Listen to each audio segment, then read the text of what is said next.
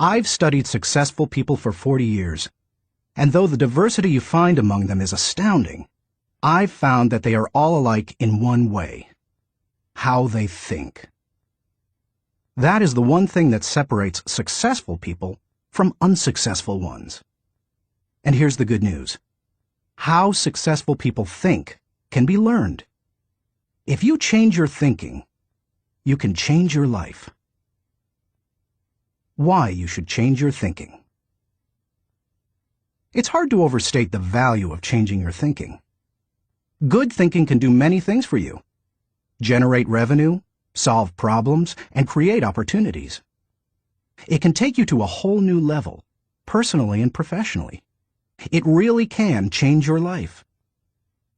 Consider some things you need to know about changing your thinking. 1.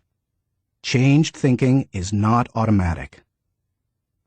Sadly, a change in thinking doesn't happen on its own. Good ideas rarely go out and find someone. If you want to find a good idea, you must search for it. If you want to become a better thinker, you need to work at it. And once you begin to become a better thinker, the good ideas keep coming. In fact, the amount of good thinking you can do at any time depends primarily on the amount of good thinking you are already doing. 2. Changed thinking is difficult. When you hear someone say, "Now this is just off the top of my head," expect dandruff. The only people who believe thinking is easy are those who don't habitually engage in it. Nobel Prize-winning physicist Albert Einstein, one of the best thinkers who ever lived, asserted, "Thinking is hard work. That's why so few do it." Because thinking is so difficult, you want to use anything you can to help you improve the process. 3. Changed thinking is worth the investment. Author Napoleon Hill observed, "More gold has been mined from the thoughts of man than has ever been taken from the earth." When you take the time to learn how to change your thinking and become a better thinker, you are investing in yourself. Gold mines tap out. Stock markets crash. Real estate investments can go sour, but a human mind with the ability to think well is like a diamond mine that never runs out. It's priceless. How to become a better thinker. Do you want to master the process of good thinking? Do you want to be a better thinker tomorrow than you are today? Then you need to engage in an ongoing process that improves your thinking. I recommend you do the following. 1. Expose yourself to good input. Good thinkers always prime the pump of ideas.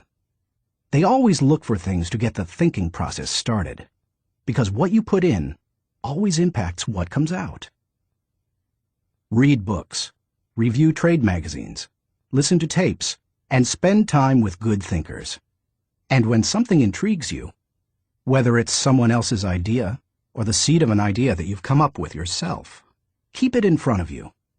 Put it in writing and keep it somewhere in your favorite thinking place to stimulate your thinking. 2. Expose yourself to good thinkers.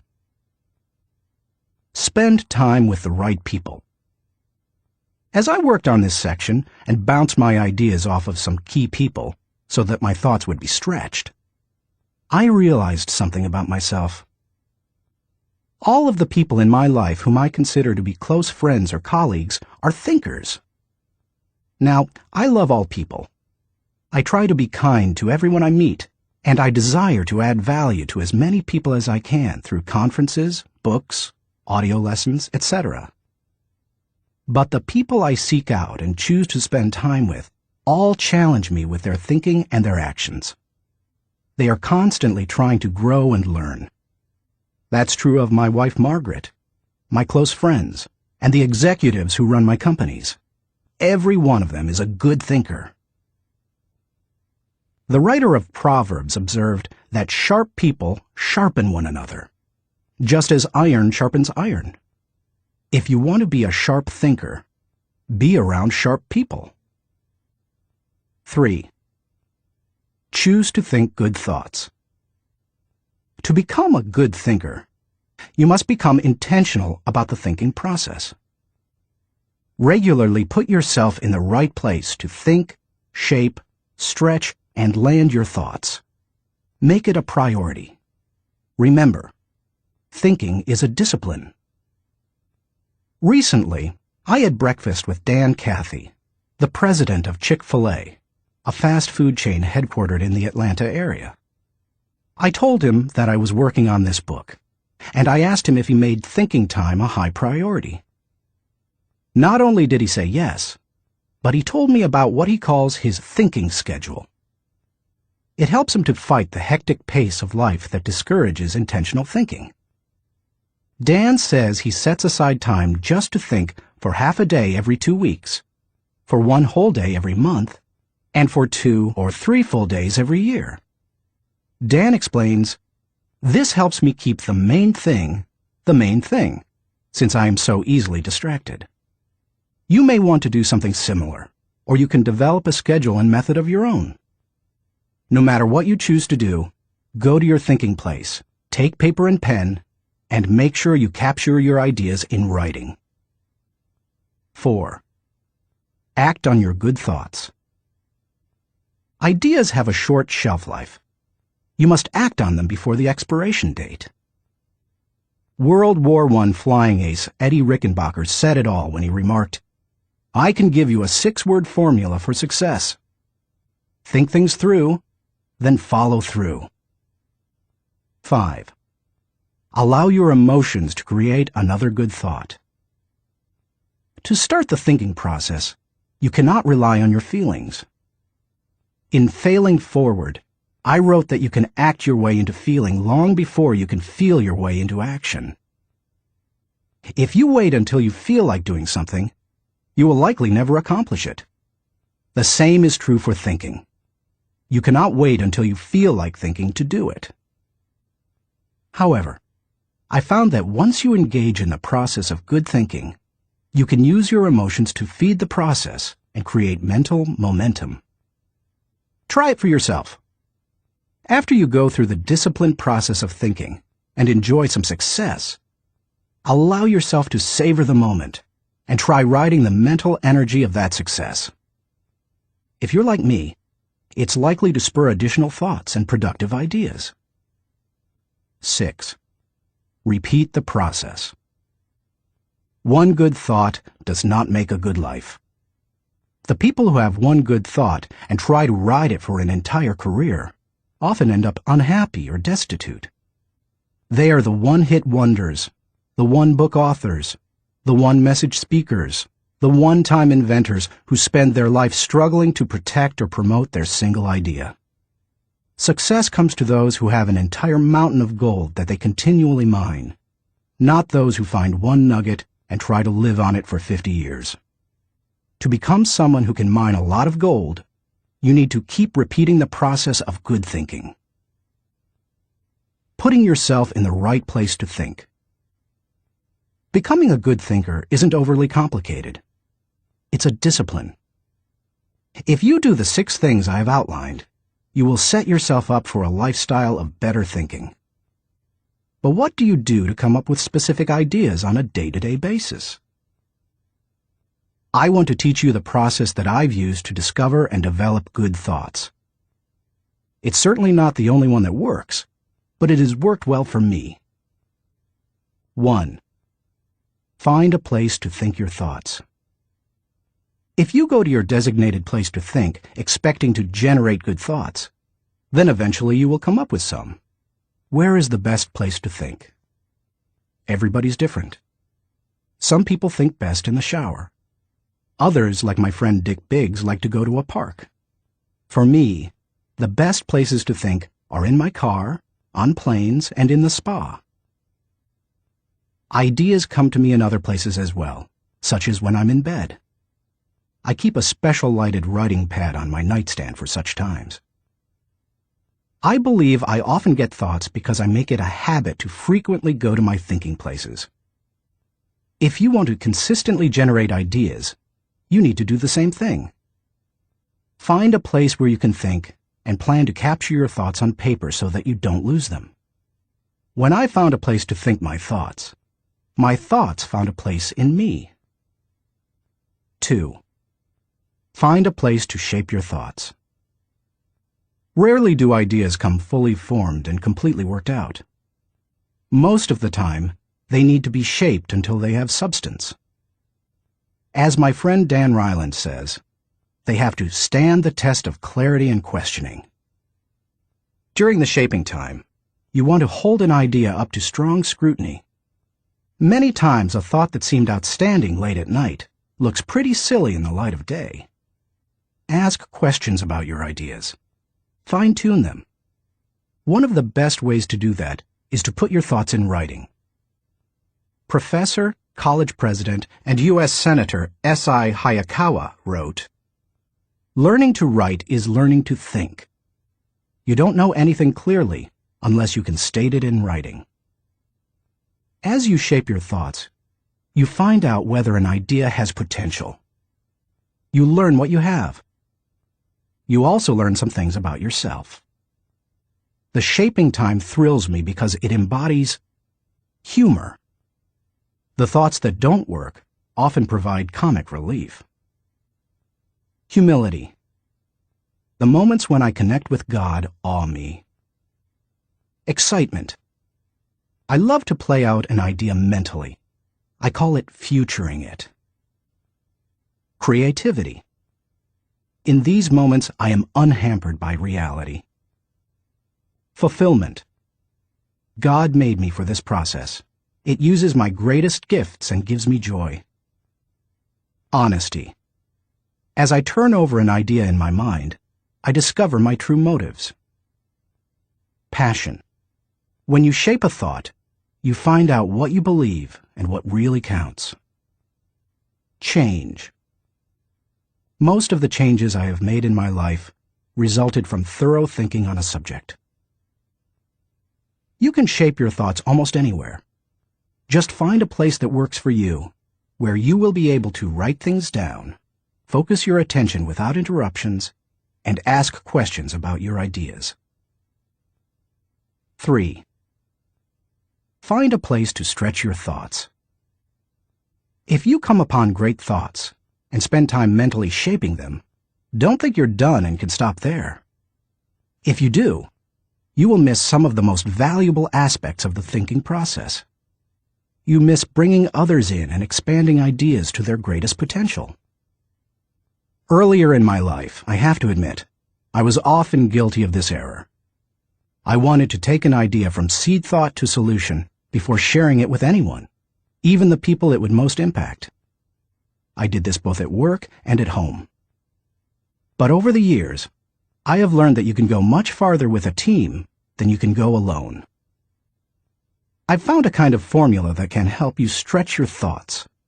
It says, the right thought plus the right people in the right environment at the right time for the right reason equals the right result. This combination is hard to beat. Like every person, every thought has the potential to become something great. When you find a place to stretch your thoughts, you find that potential. 4. Find a place to land your thoughts.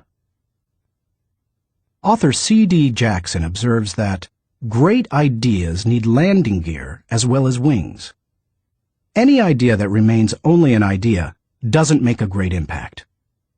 The real power of an idea comes when it goes from abstraction to application. Think about Einstein's theory of relativity. When he published his theories in 1905 and 1916, they were merely profound ideas. Their real power came with the development of the nuclear reactor in 1942 and the nuclear bomb in 1945. When scientists developed and implemented Einstein's ideas, the whole world changed. Likewise, if you want your thoughts to make an impact, you need to land them with others so that they can someday be implemented. As you plan for the application phase of the thinking process, land your ideas first with yourself. Landing an idea with yourself will give you integrity. People will buy into an idea only after they buy into the leader who communicates it. Before teaching any lesson, I ask myself 3 questions. Do I believe it? Do I live it? Do I believe others should live it? If I can't answer yes to all 3 questions, then I haven't landed it. Key players. Let's face it, no idea will fly if the influencers don't embrace it. After all, they are the people who carry thoughts from idea to implementation. Those most affected. Landing thoughts with the people on the firing line will give you great insight. Those closest to changes that occur as a result of a new idea can give you a reality read. And that's important, because sometimes even when you've diligently completed the process of creating a thought, shaping it, and stretching it with other good thinkers, you can still miss the mark. 5. Find a place to fly your thoughts. French philosopher Henri-Louis Bergson, who won the Nobel Prize in Literature in 1927, asserted that a person should think like a man of action, act like a man of thought. What good is thinking if it has no application in real life? Thinking divorced from actions cannot be productive. Learning how to master the process of thinking well leads you to productive thinking. If you can develop the discipline of good thinking and turn it into a lifetime habit, then you will be successful and productive all of your life. Once you've created, shaped, stretched, and landed your thoughts, then flying them can be fun and easy. Portrait of a good thinker. You often hear someone say that a colleague or friend is a good thinker, but that phrase means something different to everyone. To one person, it may mean having a high IQ, while to another, it could mean knowing a bunch of trivia, or being able to figure out whodunit when reading a mystery novel. I believe that good thinking isn't just one thing. It consists of several specific thinking skills. Becoming a good thinker means developing those skills to the best of your ability. It doesn't matter whether you were born rich or poor. It doesn't matter if you have a 3rd-grade education or possess a PhD. It doesn't matter if you suffer from multiple disabilities or you're the picture of health. No matter what your circumstances, you can learn to be a good thinker.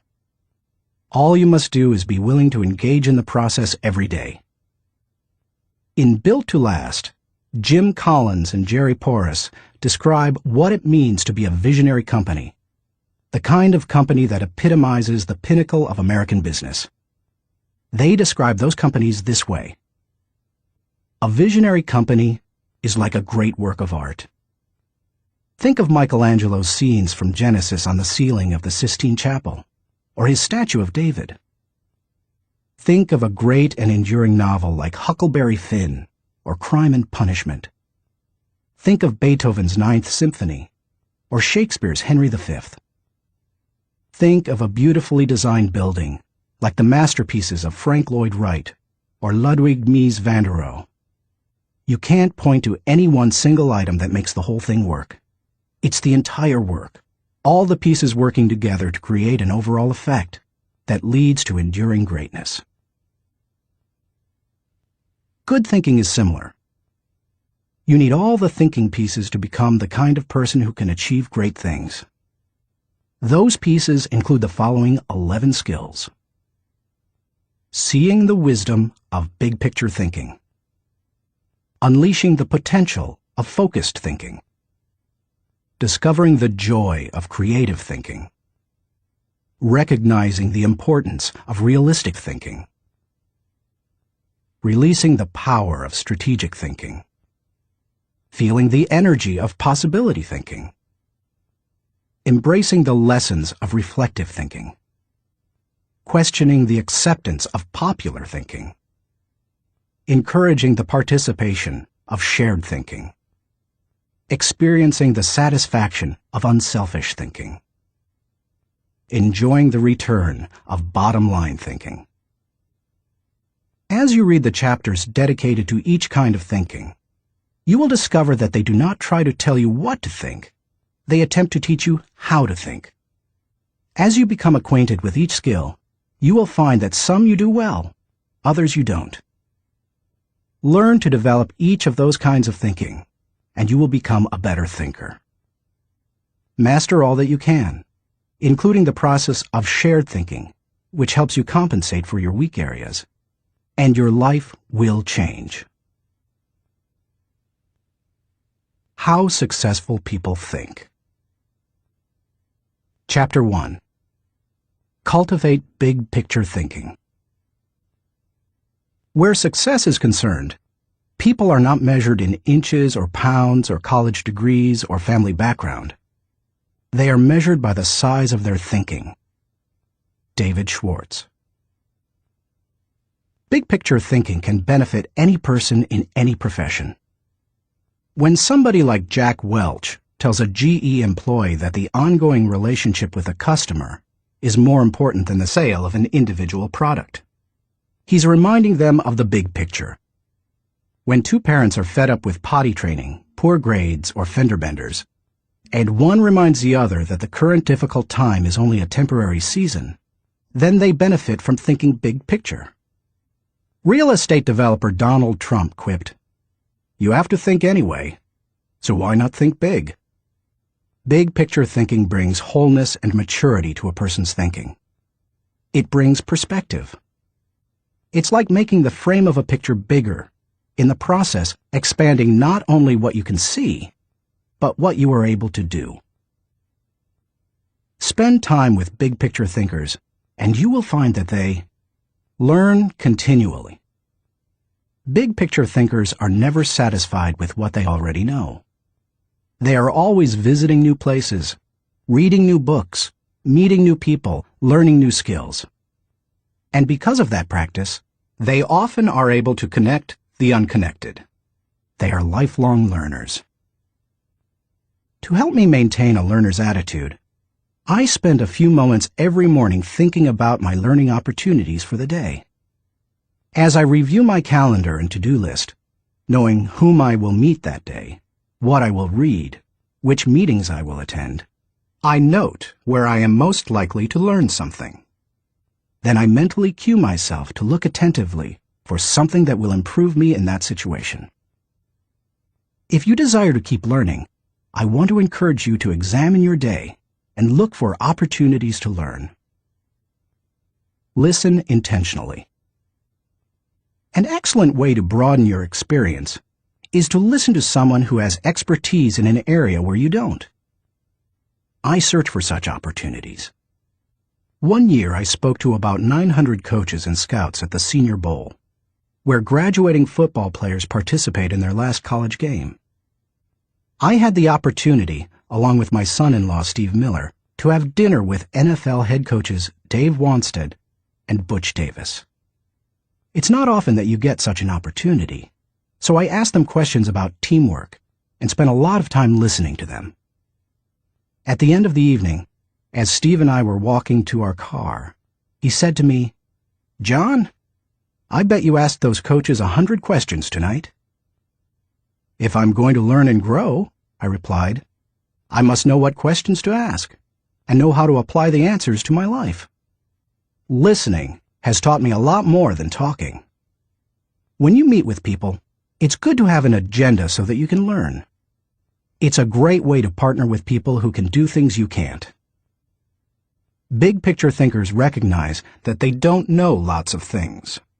They frequently ask penetrating questions to enlarge their understanding and thinking. If you want to become a better big picture thinker, then become a good listener. Look expansively. Writer Henry David Thoreau wrote, "Many an object is not seen, though it falls within the range of our visual ray, because it does not come within the range of our intellectual ray." Human beings habitually see their own world first. For example, when people arrive at a leadership conference put on by my company, Enjoy, they want to know where they're going to park, whether they will be able to get a good and comfortable seat, whether the speaker will be on, and if the breaks will be spaced right. When I arrive to speak at the same conference, I want to know that the lighting is good, the sound equipment is operating effectively, whether the speaker's platform will be close enough to the people, etc. Who you are determines what you see and how you think. Big picture thinkers realize there is a world out there besides their own, and they make an effort to get outside of themselves and see other people's worlds through their eyes. It's hard to see the picture while inside the frame. To see how others see, you must first find out how they think. Becoming a good listener certainly helps with that. So does getting over your personal agenda and trying to take the other person's perspective. Live completely. French essayist Michel de Montaigne wrote, "The value of life lies not in the length of days, but in the use we make of them. A man may live long, yet live very little. The truth is that you can spend your life any way you want, but you can spend it only once." Becoming a big picture thinker can help you to live with wholeness, to live a very fulfilling life. People who see the big picture expand their experience because they expand their world. As a result, they accomplish more than narrow-minded people, and they experience fewer unwanted surprises too, because they are more likely to see the many components involved in any given situation: issues, people, relationships, timing, and values. They are also, therefore, usually more tolerant of other people and their thinking. Why you should receive the wisdom of big picture thinking. Intuitively, you probably recognize big picture thinking as beneficial. Few people want to be closed-minded. No one sets out to be that way.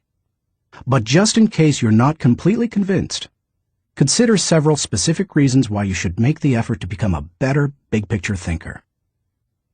1. Big picture thinking allows you to lead. You can find many big picture thinkers who aren't leaders, but you will find few leaders who are not big picture thinkers. Leaders must be able to do many important things for their people. See the vision before their people do. They also see more of it. This allows them to size up situations, taking into account many variables. Leaders who see the big picture discern possibilities as well as problems to form a foundation to build the vision. Once leaders have done that, they can sketch a picture of where the team is going, including any potential challenges or obstacles. The goal of leaders shouldn't be merely to make their people feel good, but to help them be good and accomplish the dream. The vision, shown accurately, will allow leaders to show how the future connects with the past to make the journey more meaningful. When leaders recognize this need for connection and bridge it, then they can seize the moment when the timing is right. In leadership, when to move is as important as what you do. As Winston Churchill said, "There comes a special moment in everyone's life, a moment for which that person was born. When he seizes it, it is his finest hour." Whether building roads, planning a trip, or moving in leadership, big picture thinking allows you to enjoy more success. People who are constantly looking at the whole picture have the best chance of succeeding in any endeavor. 2. Big picture thinking keeps you on target. Thomas Fuller, chaplain to Charles II of England, observed, "He that is everywhere is nowhere. To get things done, you need focus. However, to get the right things done, you also need to consider the big picture. Only by putting your daily activities in the context of the big picture will you be able to stay on target." As Alvin Toffler says, "You've got to think about big things while you're doing small things, so that all the small things go in the right direction." 3.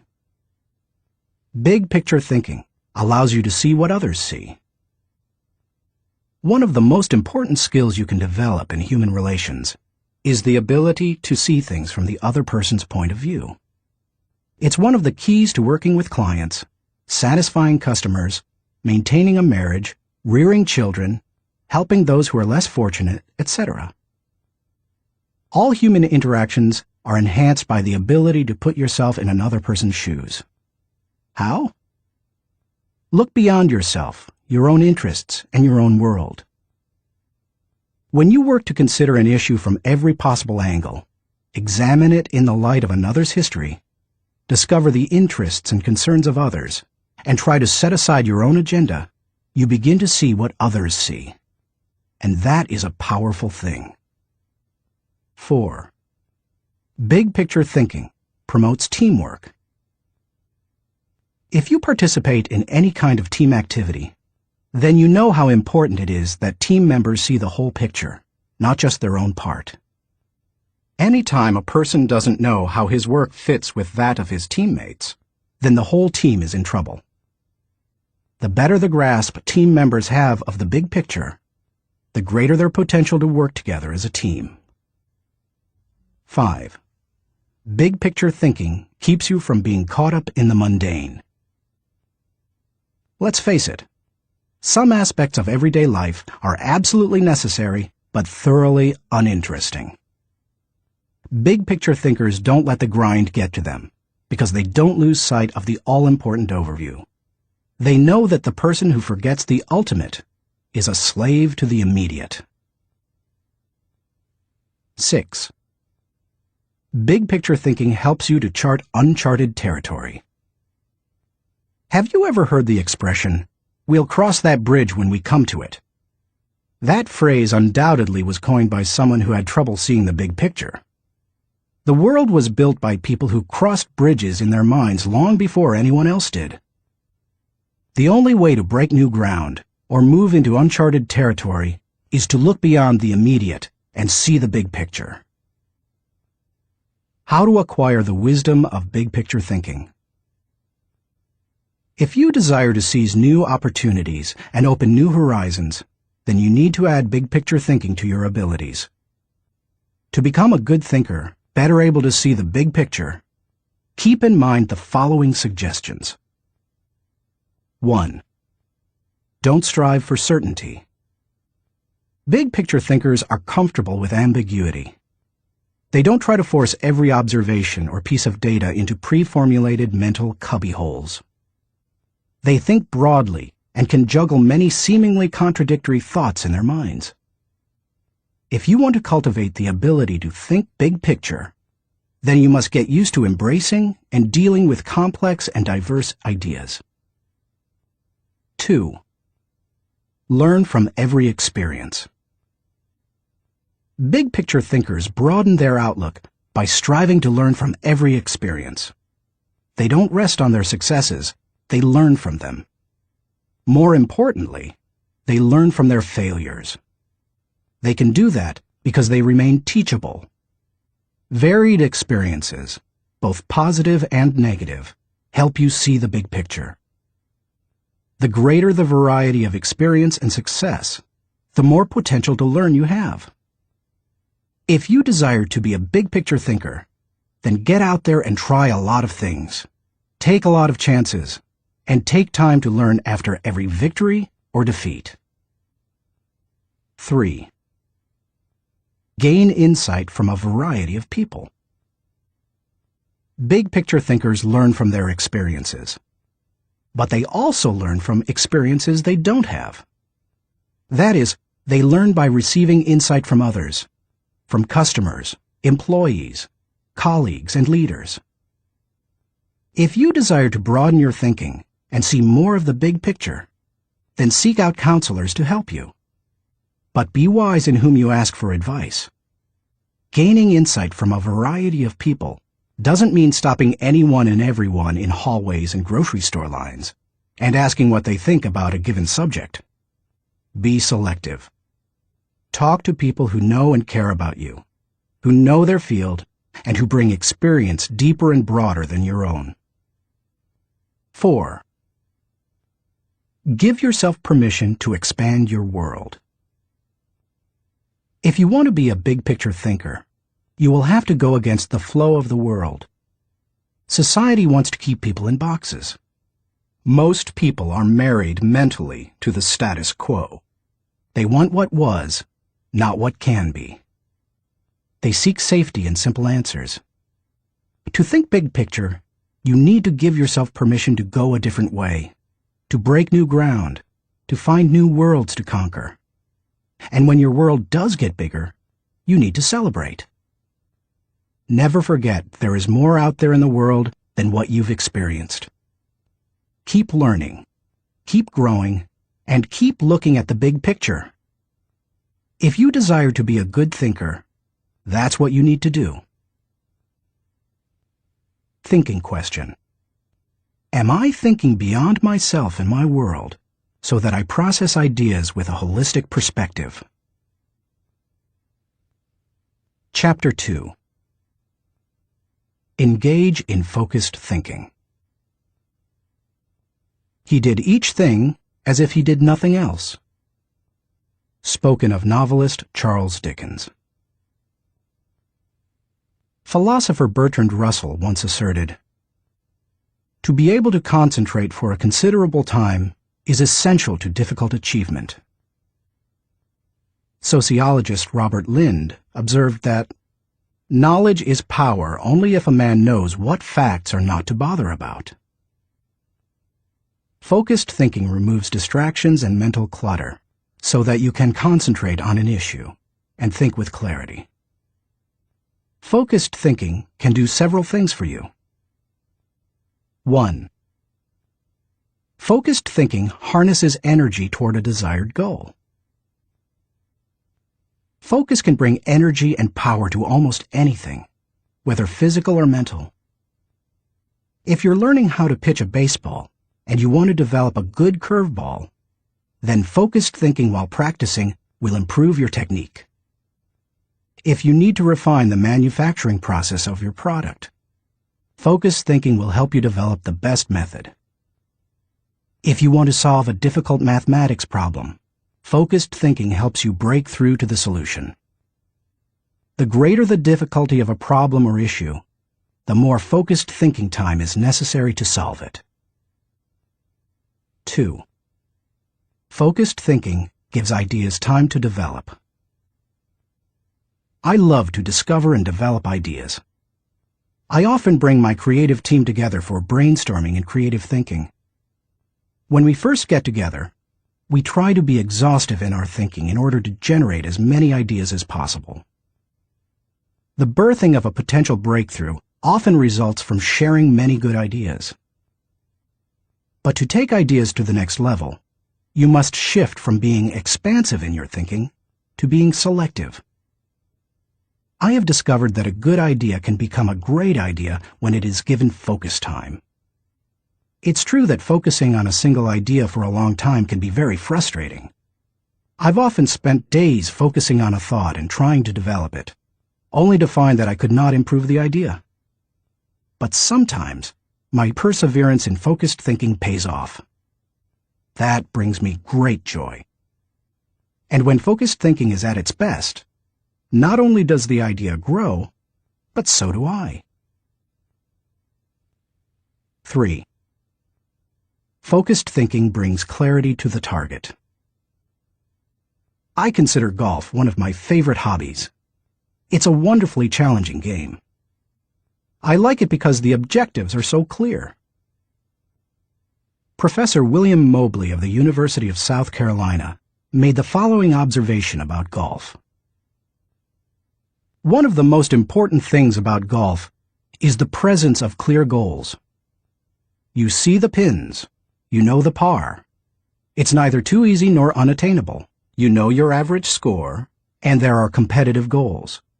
Competitive with par, with yourself, and others. These goals give you something to shoot at. In work, as in golf, goals motivate. One time on the golf course, I followed a golfer who neglected to put the pin back in the hole after he putted. Because I could not see my target, I couldn't focus properly. My focus quickly turned to frustration and to poor play. To be a good golfer, a person needs to focus on a clear target. The same is true in thinking. Focus helps you to know the goal and to achieve it. 4. Focused thinking will take you to the next level. No one achieves greatness by becoming a generalist. You don't hone a skill by diluting your attention to its development. The only way to get to the next level is to focus. No matter whether your goal is to increase your level of play, sharpen your business plan, improve your bottom line, develop your subordinates, or solve personal problems, you need to focus. Author Harry A. Overstreet observed, "The immature mind hops from one thing to another. The mature mind seeks to follow through." Where should you focus your thinking? Does every area of your life deserve dedicated, focused thinking time? Of course, the answer is no. Be selective, not exhaustive, in your focused thinking. For me, that means dedicating in-depth thinking time to 4 areas: leadership, creativity, communication, and intentional networking. Your choices will probably differ from mine. Here are a few suggestions to help you figure them out. Identify your priorities. First, take into account your priorities for yourself, your family, and your team. Author, consultant, and award-winning thinker Edward de Bono quipped, "A conclusion is the place where you get tired of thinking." Unfortunately, many people land on priorities based on where they run out of steam. You certainly don't want to do that. Nor do you want to let others set your agenda. There are many ways to determine priorities. If you know yourself well, begin by focusing on your strengths, the things that make best use of your skills and God-given talents. You might also focus on what brings the highest return and reward. Do what you enjoy most and do best. You could use the 80-20 rule. Give 80% of your effort to the top 20%, most important, activities. Another way is to focus on exceptional opportunities that promise a huge return. It comes down to this. Give your attention to the areas that bear fruit. Discover your gifts. Not all people are self-aware and have a good handle on their own skills, gifts, and talents. They are a little like the comic strip character Charlie Brown. One day after striking out in a baseball game, he says, "Rats! I'll never be a big league player. I just don't have it. All my life I've dreamed of playing in the big leagues, but I'll never make it." To which Lucy replies, "Charlie Brown, you're thinking too far ahead. What you need to do is set more immediate goals for yourself." For a moment, Charlie Brown sees a ray of hope. "Immediate goals?" he says. "Yes," answers Lucy. "Start with the next inning. When you go out to pitch, see if you can walk out to the mound without falling down." I've met many individuals who grew up in a household full of Lucys. They received little encouragement or affirmation, and as a result, seem at a loss for direction. If you have that kind of background, you need to work extra hard to figure out what your gifts are. Take a personality profile such as DISC or Myers-Briggs. Interview positive friends and family members to see where they think you shine. Spend some time reflecting on past successes. If you're going to focus your thinking in your areas of strength, you need to know what they are. Develop your dream. If you want to achieve great things, you need to have a great dream. If you're not sure of your dream, use your focused thinking time to help you discover it. If your thinking has returned to a particular area time after time, you may be able to discover your dream there. Give it more focused time and see what happens. Once you find your dream, move forward without second-guessing. Take the advice of Satchel Paige. Don't look back. Something might be gaining on you. The younger you are, the more likely you will give your attention to many things. That's good. Because if you're young, you're still getting to know yourself, your strengths and weaknesses. If you focus your thinking on only one thing and your aspirations change, then you've wasted your best mental energy. As you get older and more experienced, the need to focus becomes more critical. The farther and higher you go, the more focused you can be, and need to be. How can you stay focused? Once you have a handle on what you should think about, you must decide how to better focus on it. Here are 5 suggestions to help you with the process. 1. Remove distractions. Removing distractions is no small matter in our current culture, but it's critical. How do you do it? First, by maintaining the discipline of practicing your priorities. Don't do easy things first, or hard things first, or urgent things first. Do first things first, the activities that give you the highest return. In that way, you keep the distractions to a minimum. Second, insulate yourself from distractions. I've found that I need blocks of time to think without interruptions. I've mastered the art of making myself unavailable when necessary and going off to my thinking place so that I can work without interruptions. Because of my responsibilities as founder of 3 companies, however, I am always aware of the tension between my need to remain accessible to others as a leader and my need to withdraw from them to think.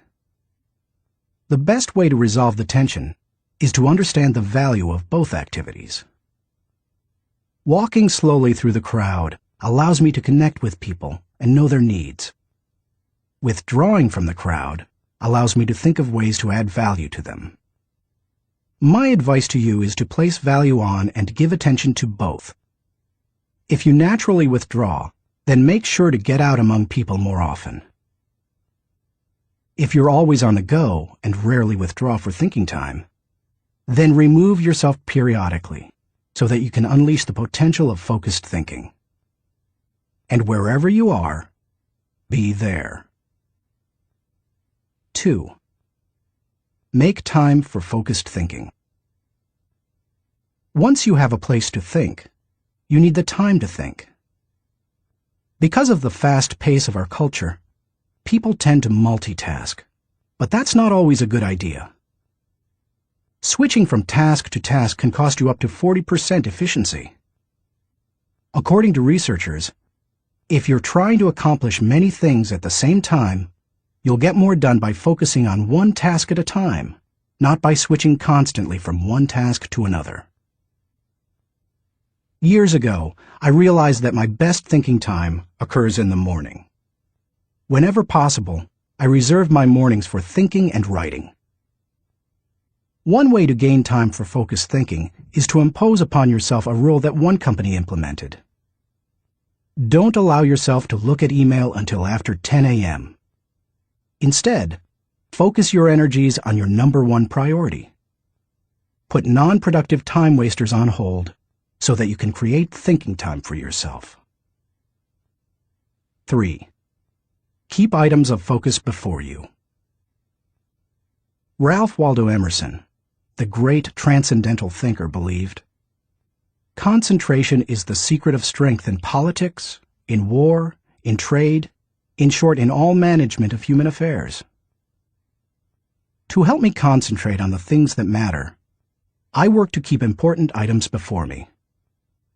One way is to ask my assistant, Linda Eggers, to keep bringing it up, asking me about it, giving me additional information in reference to it. I'll also keep a file or page on my desk so that I see it every day as I work. That strategy has successfully helped me for 30 years to stimulate and sharpen ideas. If you've never done it, I recommend that you try it. I'll tell you more about it in the section on reflective thinking. 4. Set goals. I believe goals are important. The mind will not focus until it has clear objectives. But the purpose of goals is to focus your attention and give you direction, not to identify a final destination. As you think about your goals, note that they should be clear enough to be kept in focus, close enough to be achieved, helpful enough to change lives. Those guidelines will get you going. And be sure to write down your goals. If they're not written, I can almost guarantee that they're not focused enough. And if you really want to make sure they're focused, take the advice of David Belasco, who says, "If you can't write your idea on the back of my business card, you don't have a clear idea." Even if you look back years from now and think your goals were too small, they will have served their purpose if they provide you with direction. 5. Question your progress. Take a good look at yourself from time to time to see whether you are actually making progress. That is the most accurate measure of whether you are making the best use of focused thinking. Ask yourself, am I seeing a return for my investment of focused thinking time? Is what I am doing getting me closer to my goals? Am I headed in a direction that helps me to fulfill my commitments, maintain my priorities, and realize my dreams? What are you giving up to go up? No one can go to the highest level and remain a generalist. My dad used to say, "Find the one thing you do well and don't do anything else." I've found that to do well at a few things, I've had to give up many things. As I worked on this chapter, I spent some time reflecting on the kinds of things I've given up. Here are the main ones. I can't know everyone. I love people, and I'm outgoing. Put me into a room full of people and I feel energized. So it goes against my grain to restrict myself from spending time with lots of people. To compensate for that, I've done a couple of things. First, I've chosen a strong inner circle of people. They not only provide tremendous professional help, but they also make life's journey much more pleasant. Second, I ask certain friends to catch me up on what's happening in the lives of other friends. I usually do that when I'm traveling and can't block out the time I would need for focused thinking. I can't do everything. There are only a few exceptional opportunities in any person's lifetime. That's why I strive for excellence in a few things, rather than a good performance in many. That's cost me. Because of my workload, I also have to skip doing many things that I would love to do. For example, every week I hand off projects that I think would be fun to do myself. I practice the 10-80-10 principle with the people to whom I'm delegating a task. I help with the first 10% by casting vision, laying down parameters, providing resources, and giving encouragement. Then, once they've done the middle 80%, I come alongside them again and help them take whatever it is the rest of the way, if I can. I call it putting the cherry on top. I can't go everywhere. Every conference speaker and author has to travel a lot. Before I began doing much speaking, that seemed like a glamorous life. But after logging several million miles, I know what kind of a toll it can take. Ironically, I still love traveling for pleasure with my wife Margaret. It's one of our great joys. She and I could take 10 vacations a year and enjoy every one of them. Yet we can't because so much of my time is consumed doing what I was called to do: help people to grow personally and to develop as leaders. I can't be well-rounded.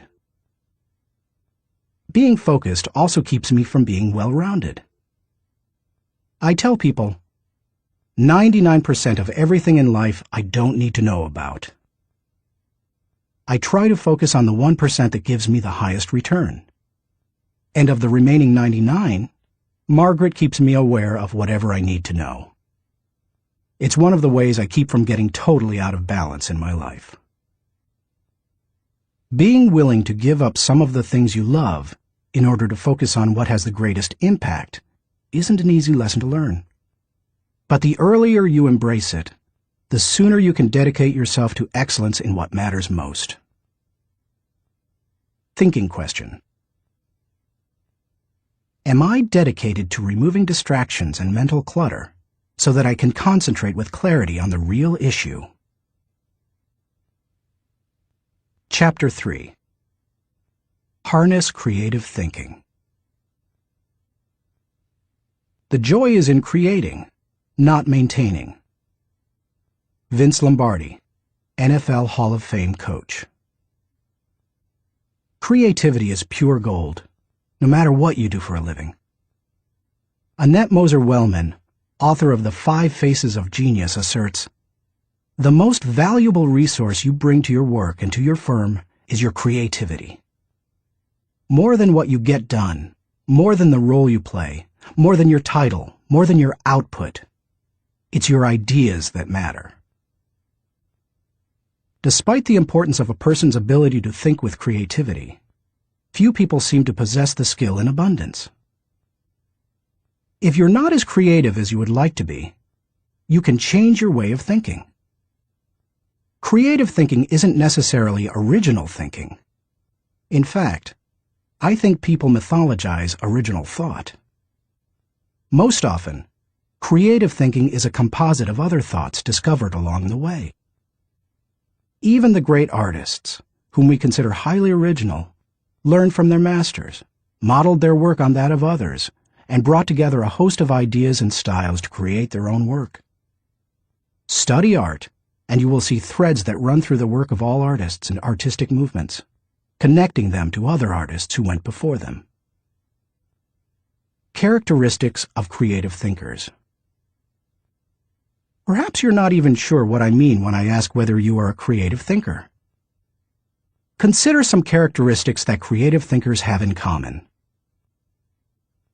Creative thinkers value ideas. Annette Moser-Wellman observes, "Highly creative people are dedicated to ideas. They don't rely on their talent alone. They rely on their discipline.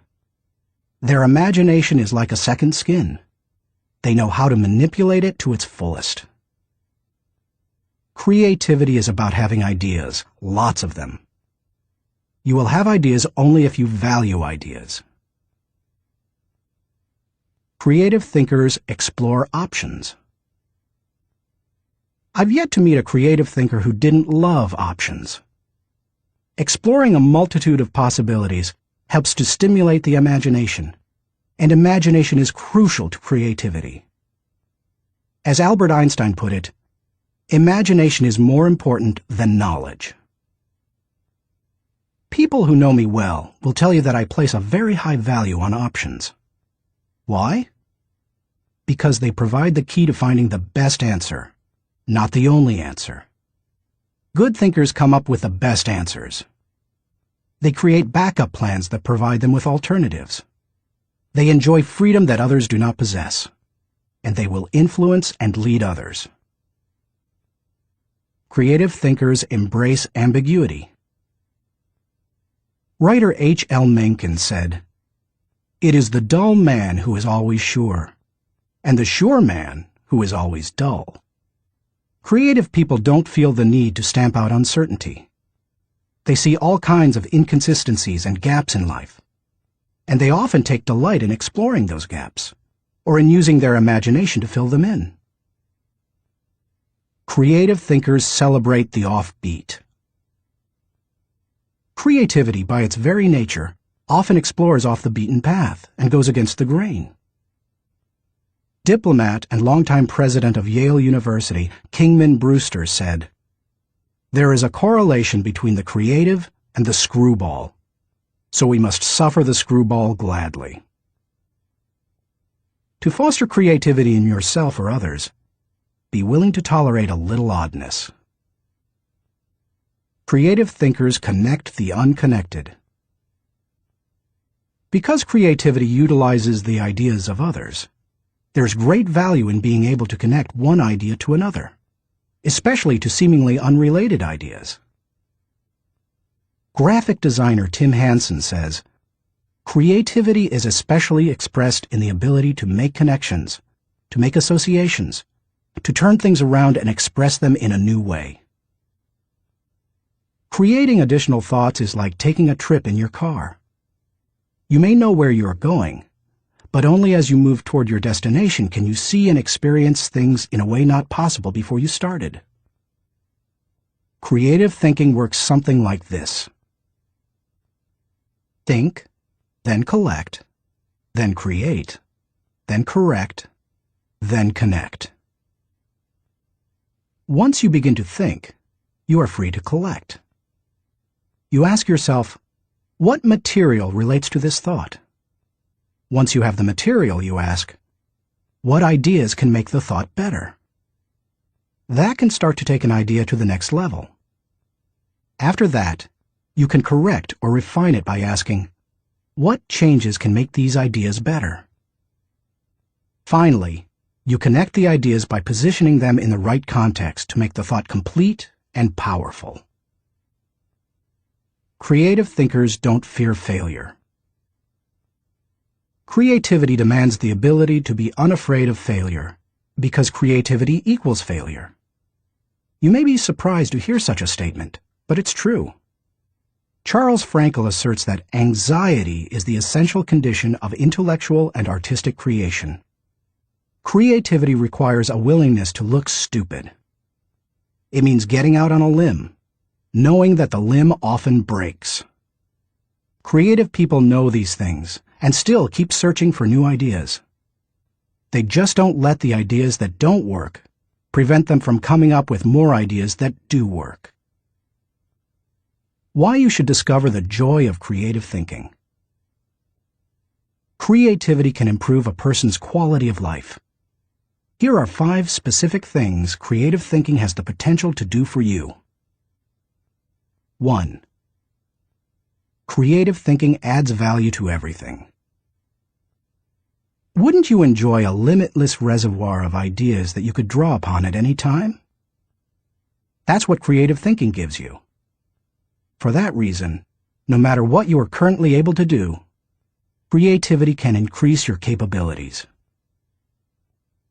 Creativity is being able to see what everybody else has seen and think what nobody else has thought, so that you can do what nobody else has done. Sometimes, creative thinking lies along the lines of invention, where you break new ground. Other times, it moves along the lines of innovation, which helps you to do old things in a new way.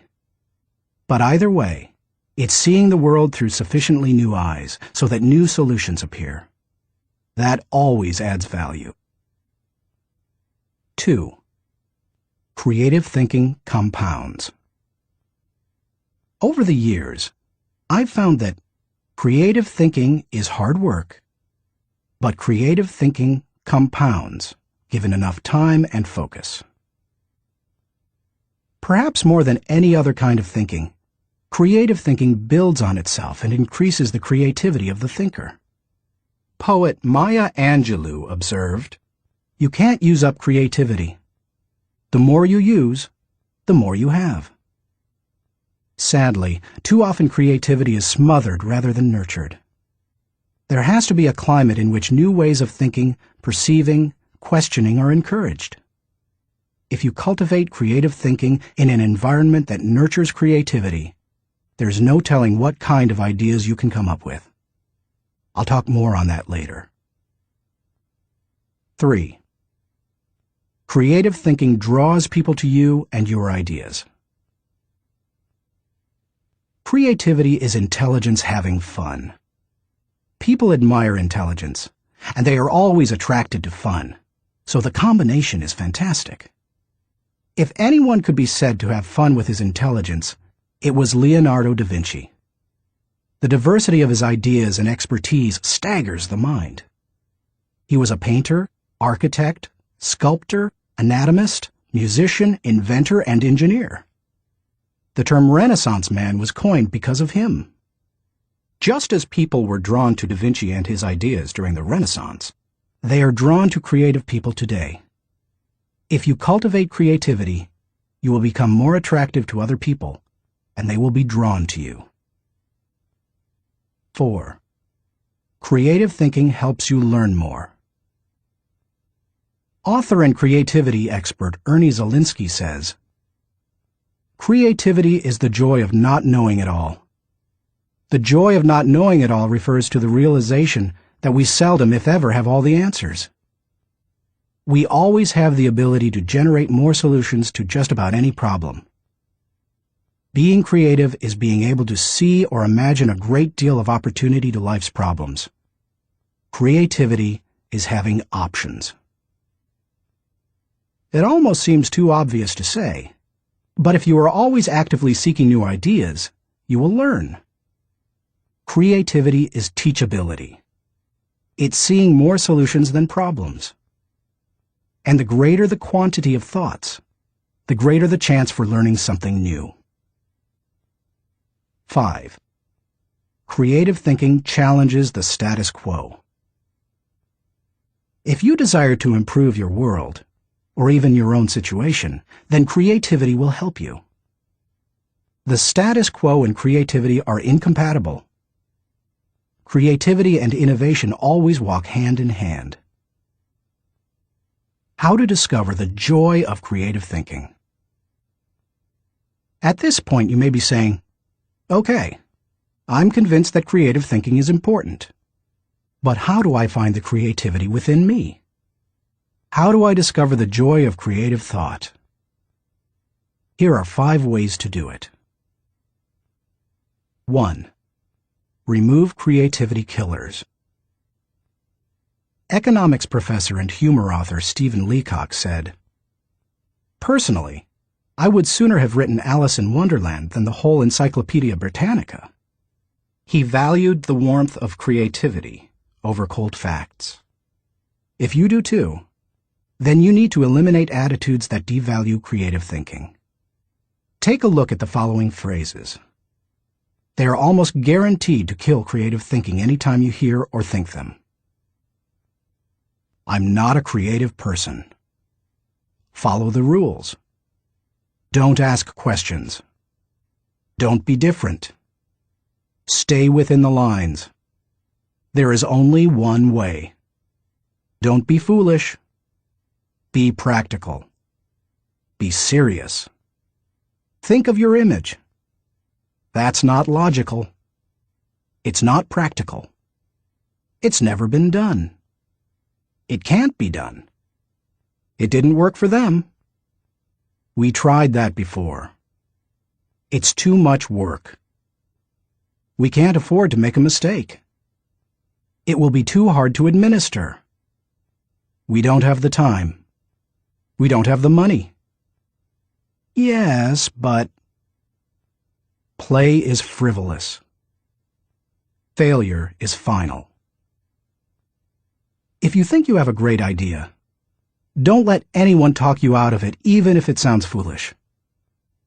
Don't let yourself or anyone else subject you to creativity killers. After all, you can't do something new and exciting if you force yourself to stay in the same old rut.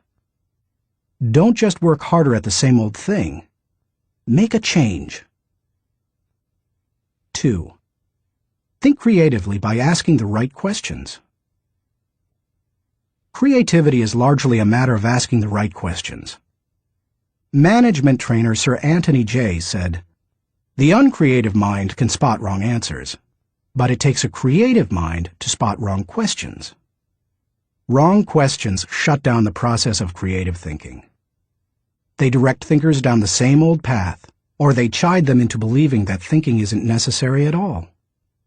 To stimulate creative thinking, ask yourself questions such as, why must it be done this way? What is the root problem? What are the underlying issues? What does this remind me of? What is the opposite? What metaphor or symbol helps to explain it? Why is it important? What's the hardest or most expensive way to do it? Who has a different perspective on this? What happens if we don't do it at all? You get the idea. And you can probably come up with better questions yourself. Physicist Tom Hirschfeld observed, "If you don't ask why this often enough, somebody will ask, why you? If you want to think creatively, you must ask good questions. You must challenge the process. 3. Develop a creative environment. Charlie Brower said, "A new idea is delicate. It can be killed by a sneer or a yawn. It can be stabbed to death by a quip and worried to death by a frown on the right man's brow. Negative environments kill thousands of great ideas every minute." A creative environment, on the other hand, becomes like a greenhouse where ideas get seeded, sprout up, and flourish. A creative environment encourages creativity. David Hills says, "Studies of creativity suggest that the biggest single variable of whether or not employees will be creative is whether they perceive they have permission. When innovation and good thinking are openly encouraged and rewarded, then people see that they have permission to be creative." A creative environment places a high value on trust among team members and individuality. Creativity always risks failure. That's why trust is so important to creative people. In the creative process, trust comes from people working together, from knowing that people on the team have experience launching successful, creative ideas, and from the assurance that creative ideas won't go to waste because they will be implemented. A creative environment embraces those who are creative. Creative people celebrate the offbeat. How should creative people be treated? I take the advice of Tom Peters. Weed out the dullards, nurture the nuts. I do that by spending time with them, which I enjoy anyway. I especially like to pull people into brainstorming sessions. People look forward to an invitation to such meetings because the time will be filled with energy, ideas, and laughter. And the odds are high that a new project, seminar, or business strategy will result. When that happens, they also know a party's coming. A creative environment focuses on innovation, not just invention. Sam Weston, creator of the popular action figure G.I. Joe, said, "Truly groundbreaking ideas are rare, but you don't necessarily need one to make a career out of creativity." My definition of creativity is the logical combination of two or more existing elements that result in a new concept. The best way to make a living with your imagination is to develop innovative applications, not imagine completely new concepts. Creative people say, "Give me a good idea, and I'll give you a better idea." A creative environment is willing to let people go outside the lines. Most people automatically stay within lines, even if those lines have been arbitrarily drawn or are terribly out of date. Remember, most limitations we face are not imposed on us by others. We place them on ourselves. Lack of creativity often falls into that category. If you want to be more creative, challenge boundaries. Inventor Charles Kettering said, "All human development, no matter what form it takes, must be outside the rules. Otherwise, we would never have anything new." A creative environment takes that into account. A creative environment appreciates the power of a dream. A creative environment promotes the freedom of a dream. A creative environment encourages the use of a blank sheet of paper and the question, if we could draw a picture of what we want to accomplish, what would that look like? A creative environment allowed Martin Luther King Jr. to speak with passion and declare to millions, "I have a dream," not "I have a goal." Goals may give focus, but dreams give power. Dreams expand the world. That is why James Allen suggested that dreamers are the saviors of the world. The more creativity-friendly you can make your environment, the more potential it has to become creative. 4. Spend time with other creative people. What if the place you work has an environment hostile to creativity, and you possess little ability to change it? One possibility is to change jobs. But what if you desire to keep working there despite the negative environment? Your best option is to find a way to spend time with other creative people. Creativity is contagious. Have you ever noticed what happens during a good brainstorming session? One person throws out an idea. Another person uses it as a springboard to discover another idea. Someone else takes it in yet another, even better direction. Then somebody grabs hold of it and takes it to a whole new level. The interplay of ideas can be electric. I have a strong group of creative individuals in my life. I make sure to spend regular time with them. When I leave them, I always feel energized. I'm full of ideas, and I see things differently. They truly are indispensable to my life. It's a fact that you begin to think like the people you spend a lot of time with. The more time you can spend with creative people, engaging in creative activities, the more creative you will become. 5. Get out of your box. Actress Katharine Hepburn remarked, "If you obey all the rules, you will miss all the fun." While I don't think it's necessary to break all the rules, many are in place to protect us, I do think it's unwise to allow self-imposed limitations to hinder us. Creative thinkers know that they must repeatedly break out of the box of their own history and personal limitations in order to experience creative breakthroughs. The most effective way to help yourself get out of the box is to expose yourself to new paradigms. One way you can do that is by traveling to new places. Explore other cultures, countries, and traditions.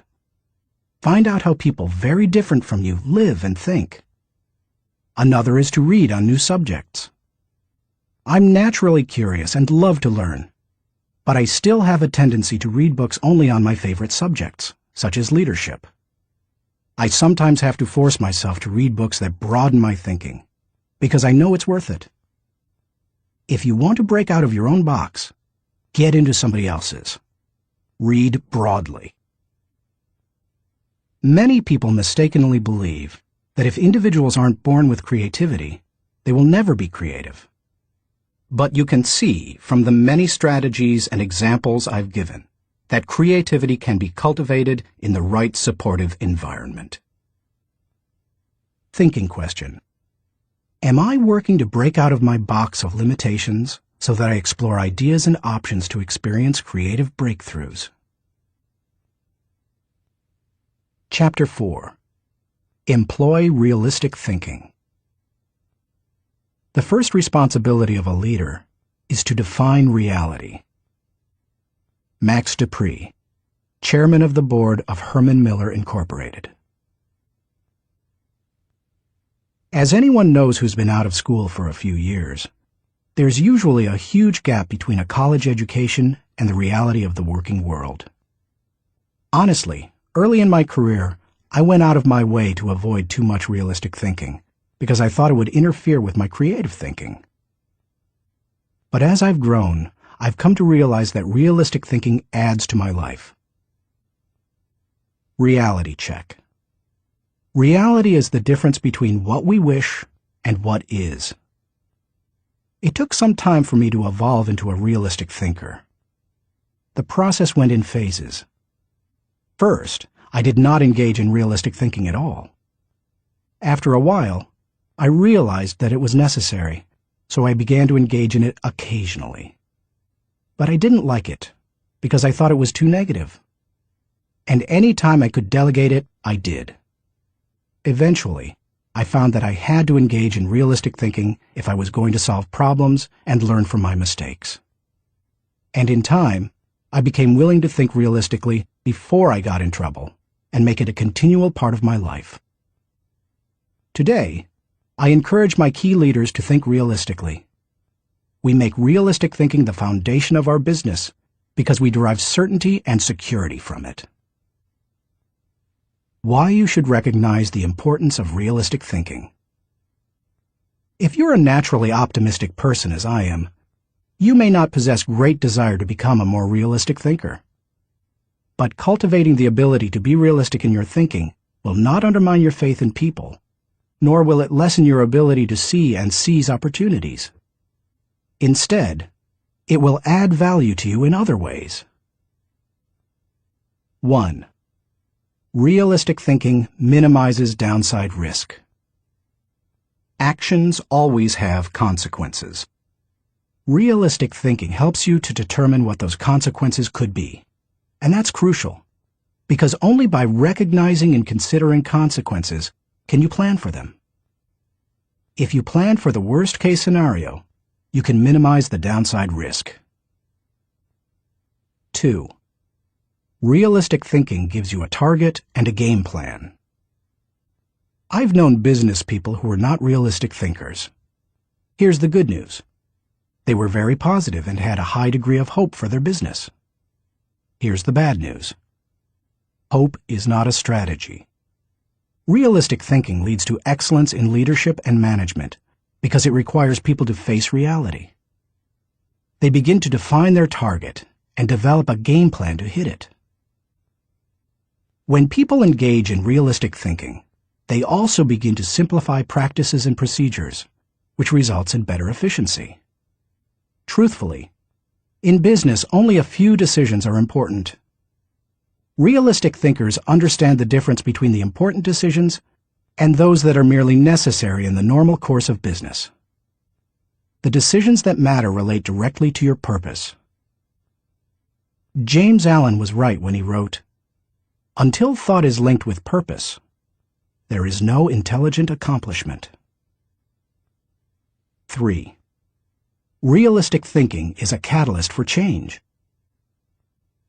People who rely on hope for their success rarely make change a high priority.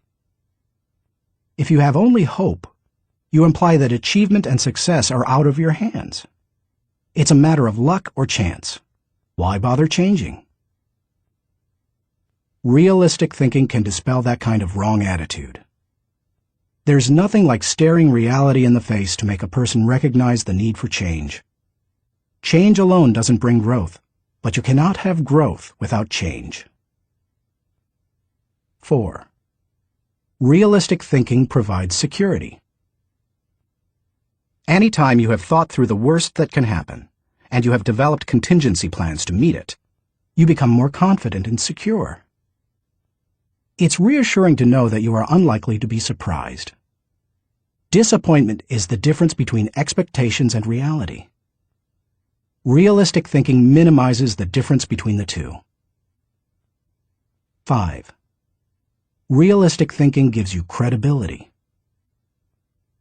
Realistic thinking helps people to buy into the leader and his or her vision. Leaders continually surprised by the unexpected soon lose credibility with their followers. On the other hand, leaders who think realistically and plan accordingly position their organizations to win. That gives their people confidence in them.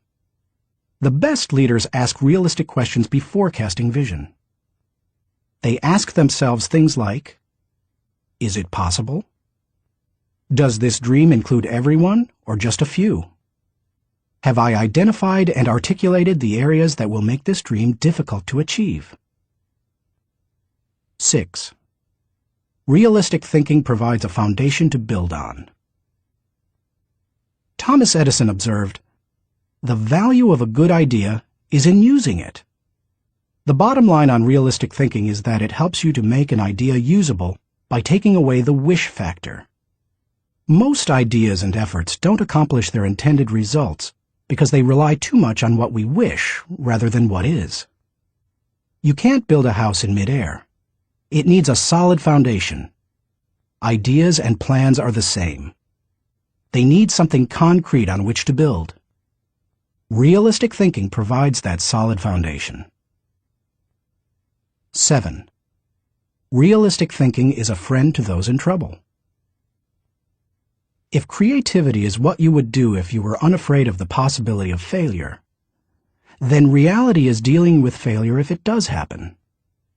Realistic thinking gives you something concrete to fall back on during times of trouble, which can be very reassuring. Certainty in the midst of uncertainty brings stability. 8.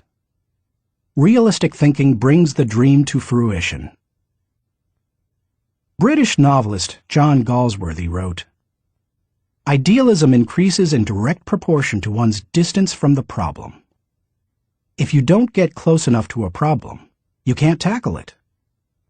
If you don't take a realistic look at your dream and what it will take to accomplish it, you will never achieve it." Realistic thinking helps to pave the way for bringing any dream to fruition. How to recognize the importance of realistic thinking. Because I'm naturally optimistic rather than realistic, I've had to take concrete steps to improve my thinking in this area.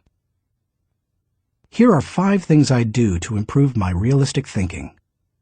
1. Develop an appreciation for truth. I could not develop as a realistic thinker until I gained an appreciation for realistic thinking. And that means learning to look at and enjoy truth. President Harry S. Truman said, "I never give 'em hell. I just tell the truth, and they think it is hell." That's the way many people react to truth. People tend to exaggerate their success and minimize their failures or deficiencies. They live according to Ruckert's law, believing there is nothing so small that it can't be blown out of proportion. Unfortunately, many people today could be described by a quote from Winston Churchill. "Men occasionally stumble over the truth, but most pick themselves up and hurry off as if nothing has happened." More recently, television journalist Ted Koppel observed, "Our society finds truth too strong a medicine to digest undiluted. In its purest form, truth is not a polite tap on the shoulder. It is a howling reproach." In other words, the truth will set you free, but first, it will make you angry. If you want to become a realistic thinker, however, you need to get comfortable dealing with the truth and face up to it. 2. Do your homework. The process of realistic thinking begins with doing your homework. You must first get the facts. Former governor, congressman, and ambassador Chester Bowles said, "When you approach a problem, strip yourself of preconceived opinions and prejudice. Assemble and learn the facts of the situation. Make the decision which seems to you to be the most honest, and then stick to it. It doesn't matter how sound your thinking is if it's based on faulty data or assumptions. You can't think well in the absence of facts, or in the presence of poor information. You can also find out what others have done in similar circumstances. Remember, your thinking doesn't necessarily have to be original. It just has to be solid. Why not learn all you can from good thinkers who have faced similar situations in the past? Some of my best thinking has been done by others. 3. Think through the pros and cons. There's nothing like taking the time to really examine the pros and cons of an issue to give you a strong dose of reality. It rarely comes down to simply choosing the course of action with the greatest number of pros, because all pros and cons do not carry equal weight. But that's not the value of the exercise anyway. Rather, it helps you to dig into the facts, examine an issue from many angles, and really count the cost of a possible course of action. 4. Picture the worst-case scenario. The essence of realistic thinking is discovering, picturing, and examining the worst-case scenario. Ask yourself questions such as, what if sales fall short of projections? What if revenue hits rock bottom? Not an optimist's rock bottom, but real rock bottom. What if we don't win the account? What if the client doesn't pay us? What if we have to do the job short-handed? What if our best player gets sick? What if all the colleges reject my application? What if the market goes belly up? What if the volunteers quit? What if nobody shows up? You get the idea. The point is that you need to think about worst-case possibilities, whether you are running a business, leading a department, pastoring a church, coaching a team, or planning your personal finances. Your goal isn't to be negative or to expect the worst, just to be ready for it in case it happens. That way, you give yourself the best chance for a positive result, no matter what. If you picture the worst case and examine it honestly, then you really have experienced a reality check. You're ready for anything. As you do that, take the advice of Charles Hole, who advised, "Deliberate with caution, but act with decision, and yield with graciousness, or oppose with firmness." 5. Align your thinking with your resources. One of the keys to maximizing realistic thinking is aligning your resources with your objectives. Looking at pros and cons and examining worst-case scenarios will make you aware of any gaps between what you desire and what really is. Once you know what those gaps are, you can use your resources to fill them. After all, that's what resources are for. Super Bowl, Superdome, Super Security. Our country received lessons in realistic thinking following the tragedy of September 11, 2001. The destruction of the World Trade Center buildings in New York City far surpassed any worst-case scenarios that anyone might have envisioned. In the wake of that event, we now find that we don't have the luxury of avoiding or neglecting realistic thinking.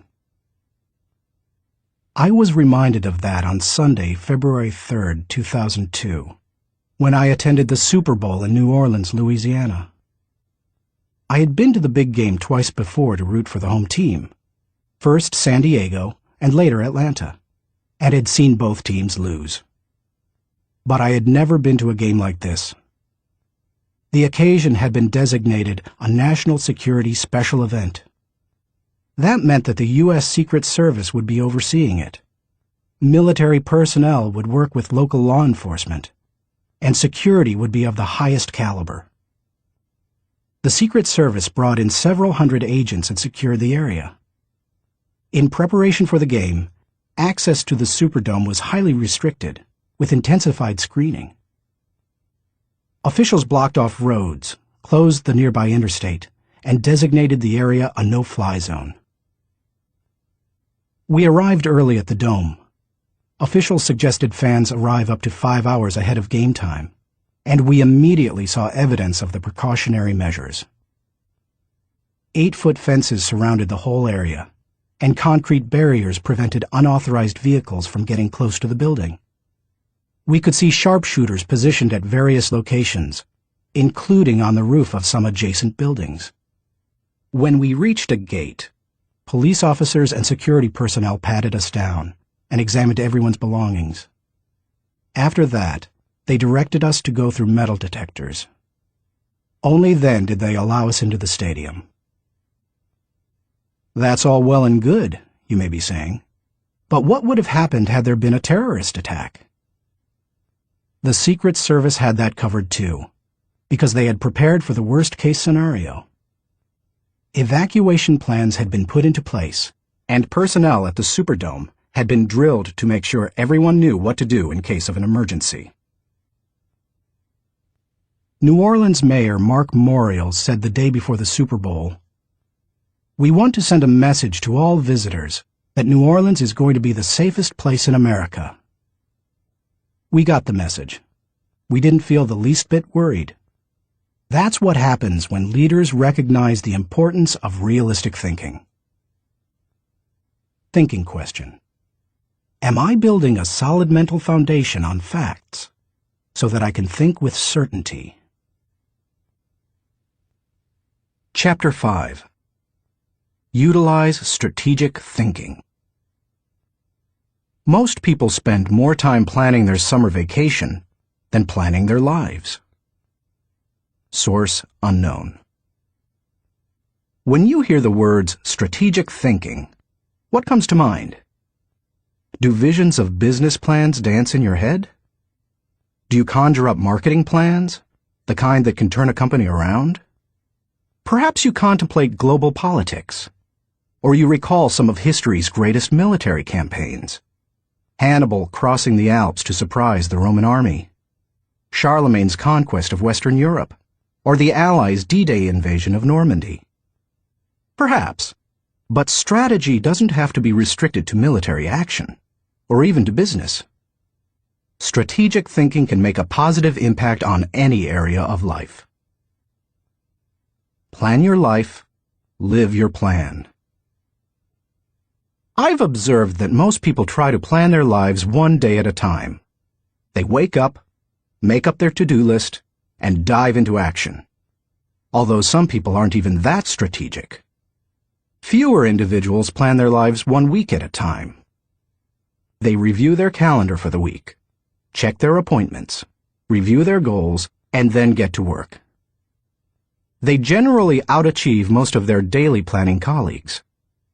I try to take planning one step further. At the beginning of every month, I spend half a day working on my calendar for the next 40 days. 40 days works for me rather than just 30.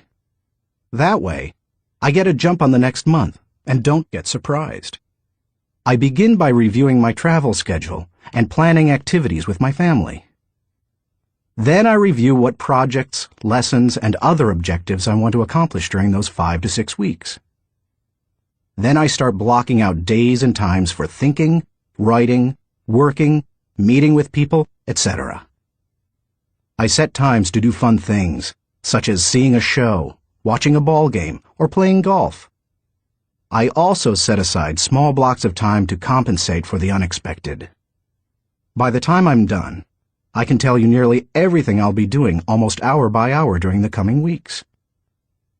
This strategy is one of the reasons I have been able to accomplish much. Why you should release the power of strategic thinking. Strategic thinking helps me to plan, to become more efficient, to maximize my strengths, and to find the most direct path toward achieving any objective. The benefits of strategic thinking are numerous. Here are a few of the reasons you should adopt it as one of your thinking tools. 1. Strategic thinking simplifies the difficult. Strategic thinking is really nothing more than planning on steroids. Spanish novelist Miguel de Cervantes said, "The man who is prepared has his battle half fought." Strategic thinking takes complex issues and long-term objectives, which can be very difficult to address, and breaks them down into manageable sizes. Anything becomes simpler when it has a plan. Strategic thinking can also help you simplify the management of everyday life. I do that by using systems, which are nothing more than good strategies repeated. I am well known among pastors and other speakers for my filing system. Writing a lesson or speech can be difficult, but because I use my system to file quotes, stories, and articles, when I need something to flesh out or illustrate a point, I simply go to one of my 1,200 files and find a good piece of material that works. Just about any difficult task can be made simpler with strategic thinking. 2.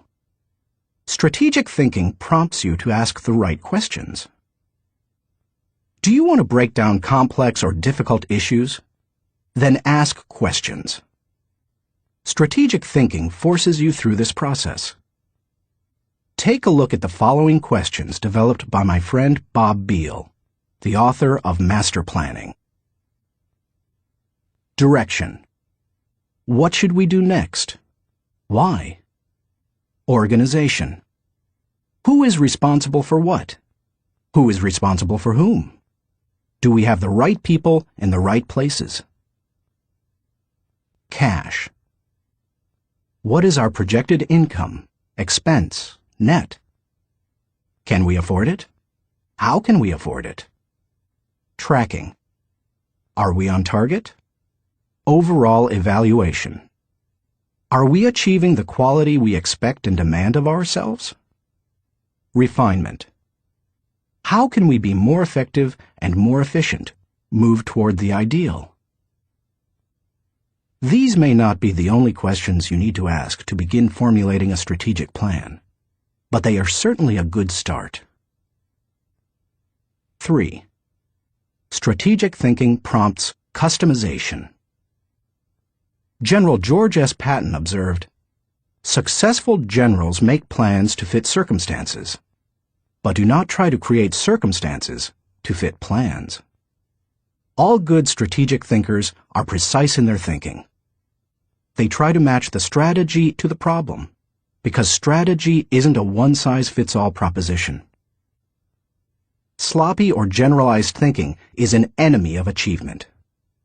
The intention to customize in strategic thinking forces a person to go beyond vague ideas and engage in specific ways to go after a task or problem.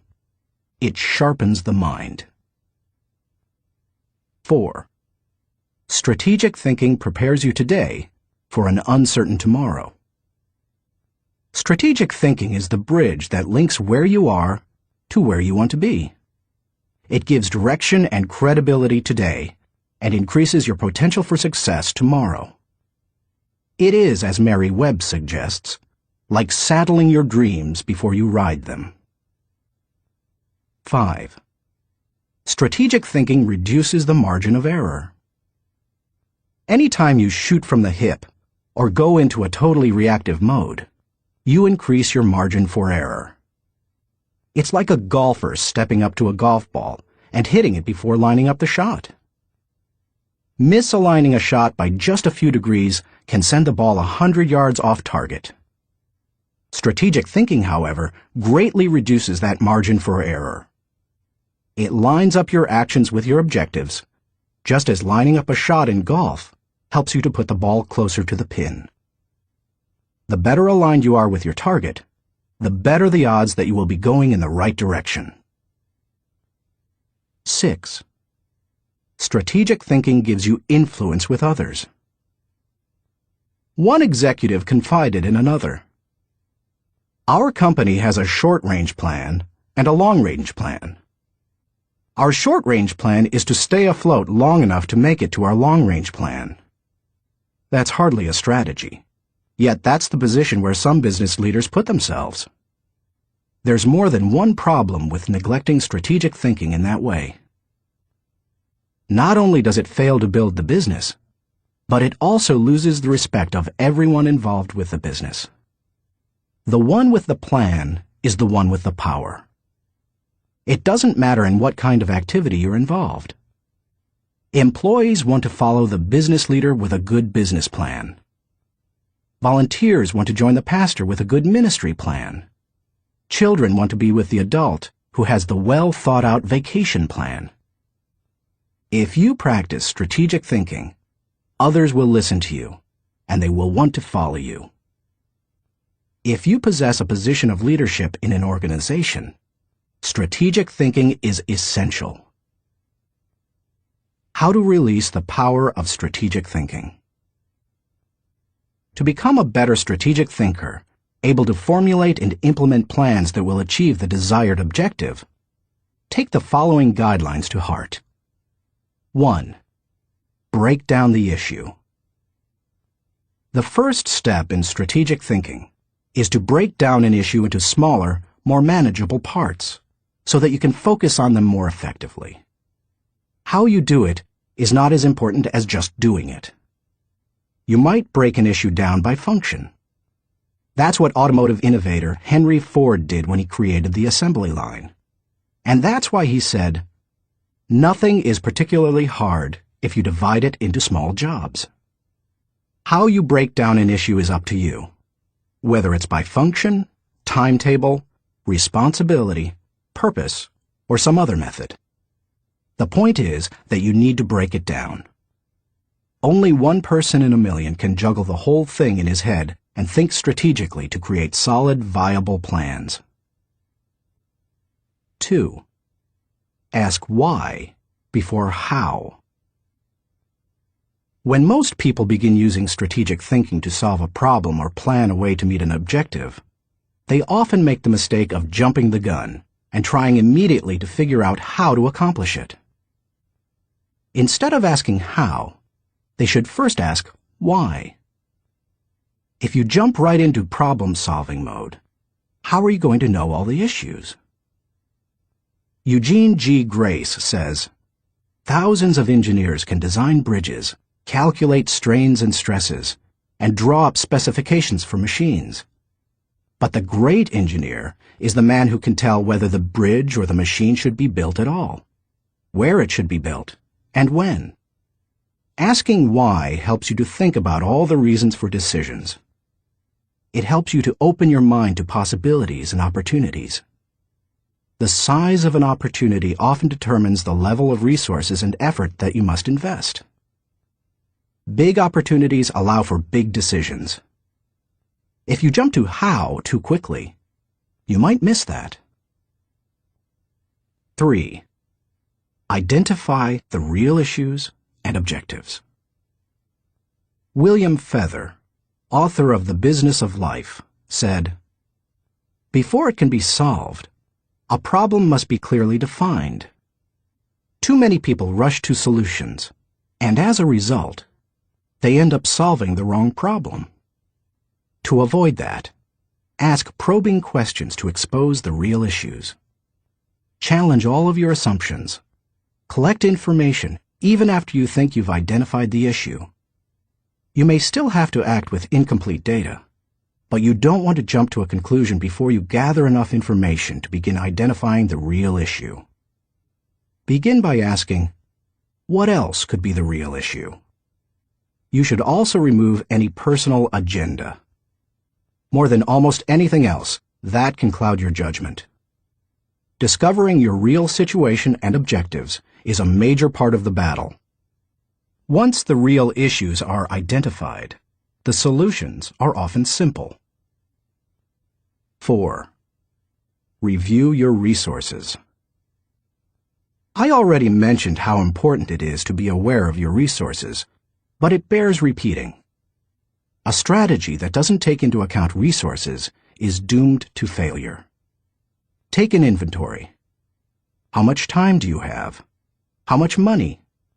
What kinds of materials, supplies, or inventory do you have? What are your other assets?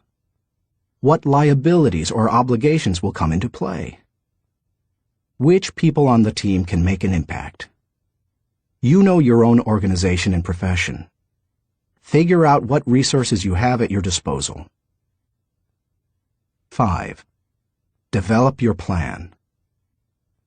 How you approach the planning process depends greatly on your profession and the size of the challenge that you're planning to tackle, so it's difficult to recommend many specifics. However, no matter how you go about planning, take this advice. Start with the obvious. When you tackle an issue or plan that way, it brings unity and consensus to the team, because everyone sees those things. Obvious elements build mental momentum and initiate creativity and intensity. The best way to create a road to the complex is to build on the fundamentals. 6. Put the right people in the right place. It's critical that you include your team as part of your strategic thinking. Before you can implement your plan, you must make sure that you have the right people in place. Even the best strategic thinking won't help if you don't take into account the people part of the equation. Look what happens if you miscalculate. Wrong person. Problems instead of potential. Wrong place. Frustration instead of fulfillment. Wrong plan. Grief instead of growth.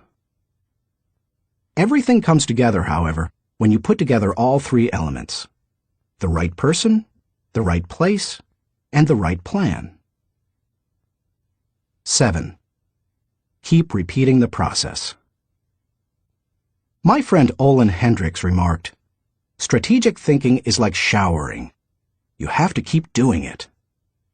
If you expect to solve any major problem once, you're in for disappointment. Little things such as filing or shopping systematically can be won easily through systems and personal discipline.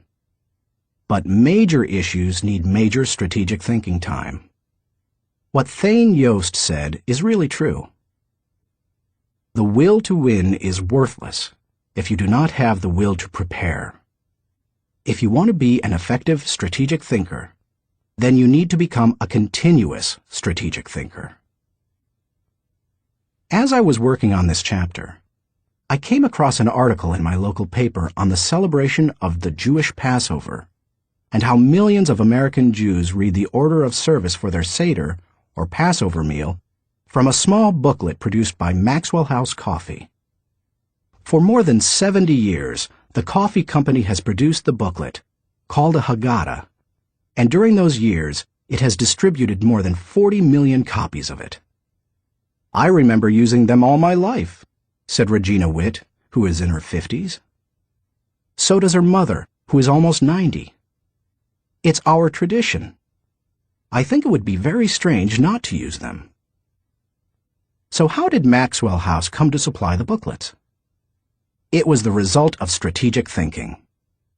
80 years ago, marketing man Joseph Jacobs advised that the company could sell coffee during Passover if the product were certified kosher by a rabbi. Since 1923, Maxwell House Coffee has been certified kosher for Passover. And then Jacobs suggested that if they gave away the Haggadah booklets, they could increase sales. They've been creating the booklets and selling coffee during Passover ever since. That's what can happen when you unleash the power of strategic thinking. Thinking question. Am I implementing strategic plans that give me direction for today and increase my potential for tomorrow? Chapter 6. Explore possibility thinking. Nothing is so embarrassing as watching someone do something that you said could not be done. Sam Ewing. People who embrace possibility thinking are capable of accomplishing tasks that seem impossible because they believe in solutions. Here are several reasons why you should become a possibility thinker. 1. Possibility thinking increases your possibilities. When you believe you can do something difficult, and you succeed, many doors open for you. When George Lucas succeeded in making Star Wars, despite those who said the special effects he wanted hadn't ever been done, and couldn't be done, many other possibilities opened up to him. Industrial Light and Magic, the company he created to produce those impossible special effects, became a source of revenue to help underwrite his other projects. He was able to produce merchandising tie-ins to his movies, thus bringing in another revenue stream to fund his movie making. But his confidence in doing the difficult has also made a huge impact on other movie makers and a whole new generation of moviegoers. Popular culture writer Chris Salewicz asserts, at first, directly through his own work, and then via the unparalleled influence of ILM, Industrial Light and Magic, George Lucas has dictated for 2 decades the essential broad notion of what is cinema. If you open yourself up to possibility thinking, you open yourself up to many other possibilities. 2. Possibility thinking draws opportunities and people to you. The case of George Lucas helps you to see how being a possibility thinker can create new opportunities and attract people. People who think big attract big people to them. If you want to achieve big things, you need to become a possibility thinker. 3. Possibility thinking increases others' possibilities. Big thinkers who make things happen also create possibilities for others. That happens in part because it's contagious. You can't help but become more confident and think bigger when you're around possibility thinkers. 4. Possibility thinking allows you to dream big dreams. No matter what your profession, possibility thinking can help you to broaden your horizons and dream bigger dreams. Professor David J. Schwartz believes, big thinkers are specialists in creating positive, forward-looking, optimistic pictures in their own minds and in the minds of others. If you embrace possibility thinking, your dreams will go from molehill to mountain size. And because you believe in possibilities, you put yourself in position to achieve them. 5. Possibility thinking makes it possible to rise above average. During the 1970s, when oil prices went through the roof, automobile makers were ordered to make their cars more fuel efficient. One manufacturer asked a group of senior engineers to drastically reduce the weight of cars they were designing. They worked on the problem and searched for solutions, but they finally concluded that making lighter cars couldn't be done, would be too expensive, and would present too many safety concerns. They couldn't get out of the rut of their average thinking. What was the automaker's solution? They gave the problem to a group of less experienced engineers. The new group found ways to reduce the weight of the company's automobiles by hundreds of pounds. Because they thought that solving the problem was possible, it was. Every time you remove the label of impossible from a task, you raise your potential from average to off the charts. 6. Possibility thinking gives you energy. A direct correlation exists between possibility thinking and the level of a person's energy. Who gets energized by the prospect of losing? If you know something can't succeed, how much time and energy are you willing to give it? Nobody goes looking for a lost cause. You invest yourself in what you believe can succeed. When you embrace possibility thinking, you believe in what you're doing, and that gives you energy. 7. Possibility thinking keeps you from giving up. Above all, possibility thinkers believe they can succeed. Dennis Waitley, author of The Psychology of Winning, says, "The winners in life think constantly in terms of I can, I will, and I am. Losers, on the other hand, concentrate their waking thoughts on what they should have done, or what they don't do. If you believe you can't do something, then it doesn't matter how hard you try, because you've already lost. If you believe you can do something, you have already won much of the battle." One of the people who showed himself to be a great possibility thinker in 2001 was New York Mayor Rudy Giuliani. In the hours following the World Trade Center tragedy, Giuliani not only led the city through the chaos of the disaster, but he instilled confidence in everyone he touched. Afterward, he gave some insight and perspective on his experience. "I was so proud of the people I saw on the street. No chaos, but they were frightened and confused. And it seemed to me that they needed to hear from my heart where I thought we were going. I was trying to think, where can I go for some comparison to this, some lessons about how to handle it? So I started thinking about Churchill, started thinking that we're going to have to rebuild the spirit of the city. And what better example than Churchill and the people of London during the Blitz in 1940, who had to keep up their spirit during this sustained bombing. It was a comforting thought. 16 hours after the plane struck the buildings in New York City, when Giuliani finally returned at 2:30 a.m. to his apartment for a rest, instead of sleeping, he read the World War II chapters of Churchill, a Biography by Roy Jenkins. He learned how Winston Churchill helped his people to see the possibilities and kept his people going. Inspired, Giuliani did the same for his own people 6 decades later. How to feel the energy of possibility thinking. If you are a naturally positive person who already embraces possibility thinking, then you're already tracking with me. However, some people, rather than being optimistic, are naturally negative or cynical. They believe that possibility thinkers are naive or foolish. If your thinking runs toward pessimism, let me ask you a question. How many highly successful people do you know who are continually negative? How many impossibility thinkers are you acquainted with who achieve big things?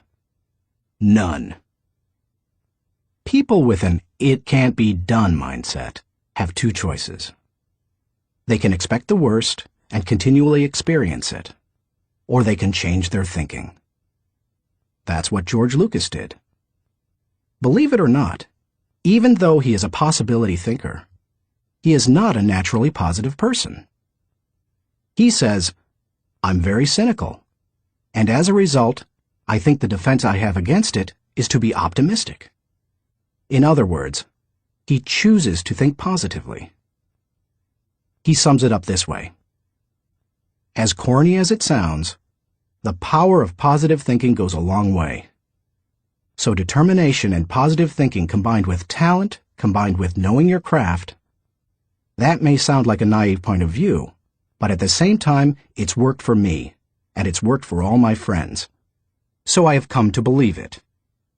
If you want possibility thinking to work for you, then begin by following these suggestions. 1. Stop focusing on the impossibilities.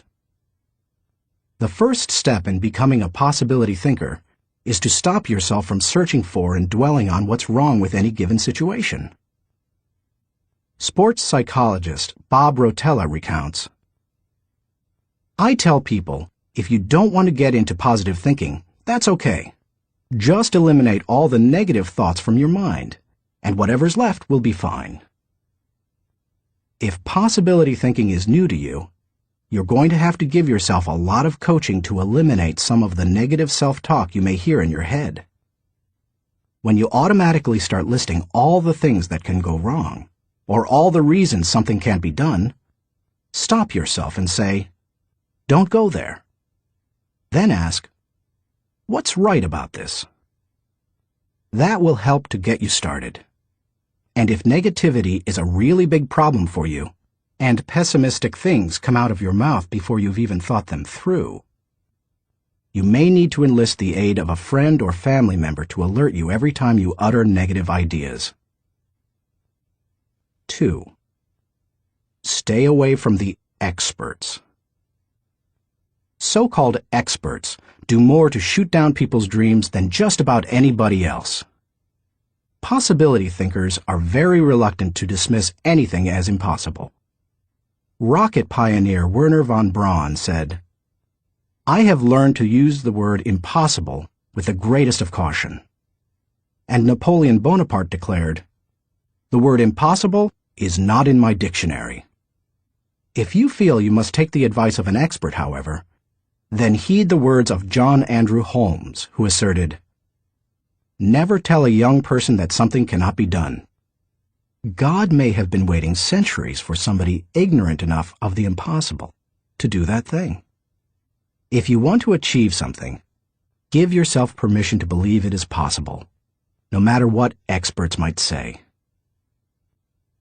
3.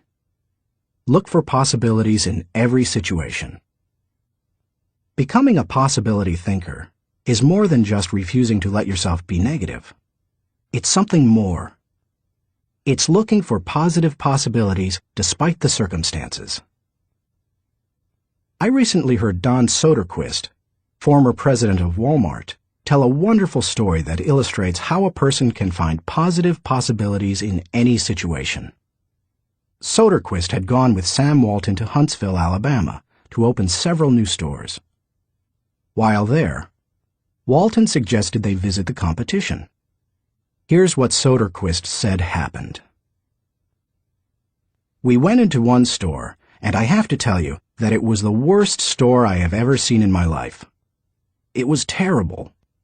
There were no customers, There was no help on the floor. The aisles were cluttered with merchandise, empty shelves, dirty. It was absolutely terrible. He, Walton, walked one way, and I'd walked the other way, and we'd kind of meet out on the sidewalk. He said, "What'd you think, Don?" I said, "Sam, that is the absolutely worst store I've ever seen in my life. I mean, did you see the aisles?" He said, "Don, did you see the pantyhose rack?" I said, "No, I didn't, Sam." "I must have gone on a different aisle than you. I didn't see that." He said, "That was the best pantyhose rack I've ever seen, Don." And he said, "I pulled the fixture out, and on the back was the name of the manufacturer. When we get back, I want you to call that manufacturer and have him come in and visit with our fixture people. I want to put that rack in our stores. It's absolutely the best I've ever seen." And he said next, "Did you see the ethnic cosmetics?" I said, "Sam, that must have been right next to the pantyhose rack, because I absolutely missed that." He said, "Don, do you realize that in our stores we have 4 feet of ethnic cosmetics? These people had 12 feet of it. We are absolutely missing the boat. I wrote down the distributor of some of those products. When we get back, I want you to get a hold of our cosmetic buyer and get these people in. We absolutely need to expand our ethnic cosmetics." Now, Sam Walton didn't hit me on the head and say, "Don, now what lesson did you learn from this?" He had already hit me on the head by looking for the good, looking how to improve, striving for excellence. It's so easy to go and look at what other people do badly. But one of the leadership characteristics of vision that he showed me, and I'll never forget it, is look for the good in what other people are doing and apply it. It doesn't take a genius IQ or 20 years of experience to find the possibility in every situation. All it takes is the right attitude, and anybody can cultivate that. 4. Dream one size bigger. One of the best ways to cultivate a possibility mindset is to prompt yourself to dream one size bigger than you normally do. Let's face it, most people dream too small. They don't think big enough.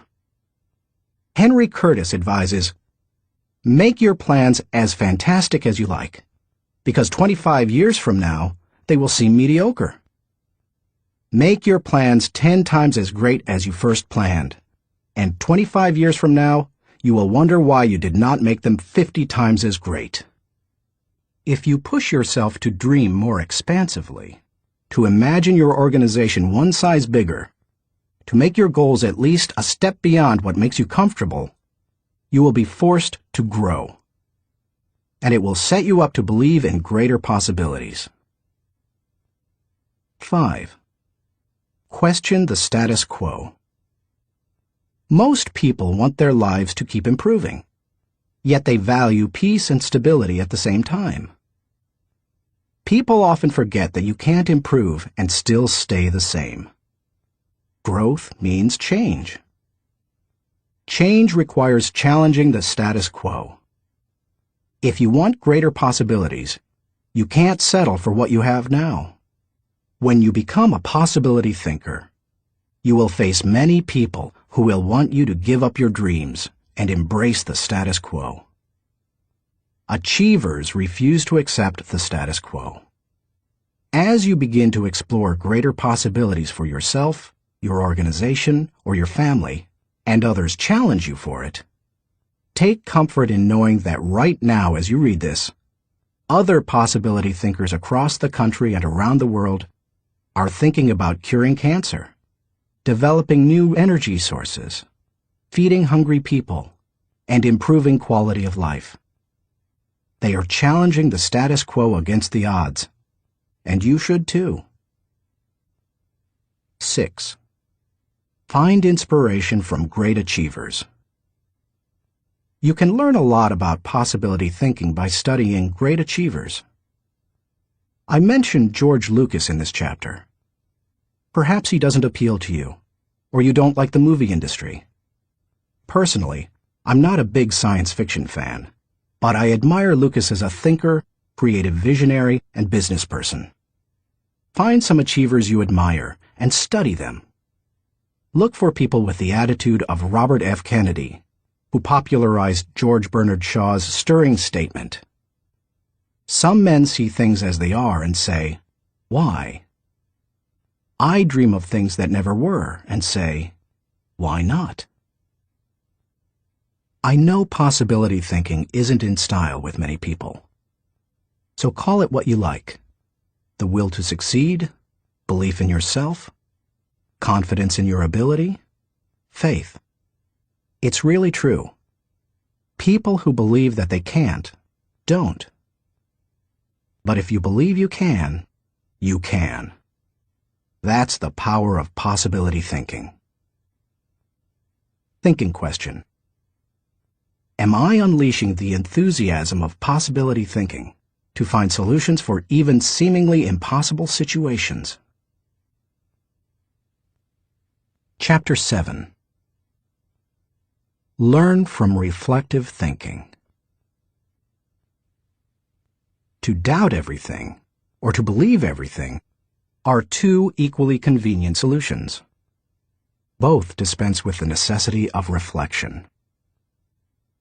Jules-Henri Poincaré. The pace of our society does not encourage reflective thinking. Most people would rather act than think. Now, don't get me wrong. I'm a person of action. I have very high energy, and I like to see things accomplished. But I'm also a reflective thinker. Reflective thinking is like the crock pot of the mind. It encourages your thoughts to simmer until they're done. As I go through this process, my goal is to reflect so that I might learn from my successes and mistakes, discover what I should try to repeat, and determine what I should change. It is always a valuable exercise. By mentally visiting past situations, you can think with greater understanding. 1. Reflective thinking gives you true perspective. When our children were young and still lived at home, we used to take them on wonderful vacations every year. When we got home, they always knew that I was going to ask them two questions. What did you like best, and what did you learn? It didn't matter whether we went to Walt Disney World or Washington, D.C. I always asked those questions. Why? Because I wanted them to reflect on their experiences. Children don't naturally grasp the value or cost of an experience unless prompted. They take things for granted. I wanted my children to appreciate our trips and to learn from them. When you reflect, you are able to put an experience into perspective. You are able to evaluate its timing, and you are able to gain a new appreciation for things that before went unnoticed. Most people are able to recognize the sacrifices of their parents or other people only when they become parents themselves.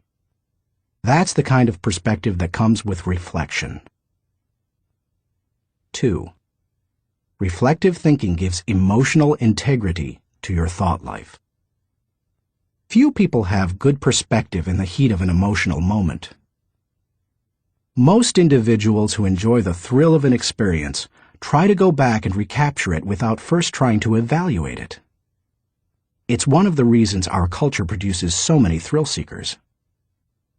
Likewise, those who survive a traumatic experience usually avoid similar situations at all costs, which sometimes ties them into emotional knots. Reflective thinking enables you to distance yourself from the intense emotions of particularly good or bad experiences and see them with fresh eyes. You can see the thrills of the past in the light of emotional maturity and examine tragedies in the light of truth and logic. That process can help a person to stop carrying around a bunch of negative emotional baggage. President George Washington observed, "We ought not to look back unless it is to derive useful lessons from past errors, and for the purpose of profiting by dearly bought experience." Any feeling that can stand up to the light of truth and can be sustained over time has emotional integrity and is therefore worthy of your mind and heart. 3. Reflective thinking increases your confidence in decision-making. Have you ever made a snap judgment and later wondered if you did the right thing? Everybody has. Reflective thinking can help to diffuse that doubt. It also gives you confidence for the next decision. Once you've reflected on an issue, you don't have to repeat every step of the thinking process when you're faced with it again.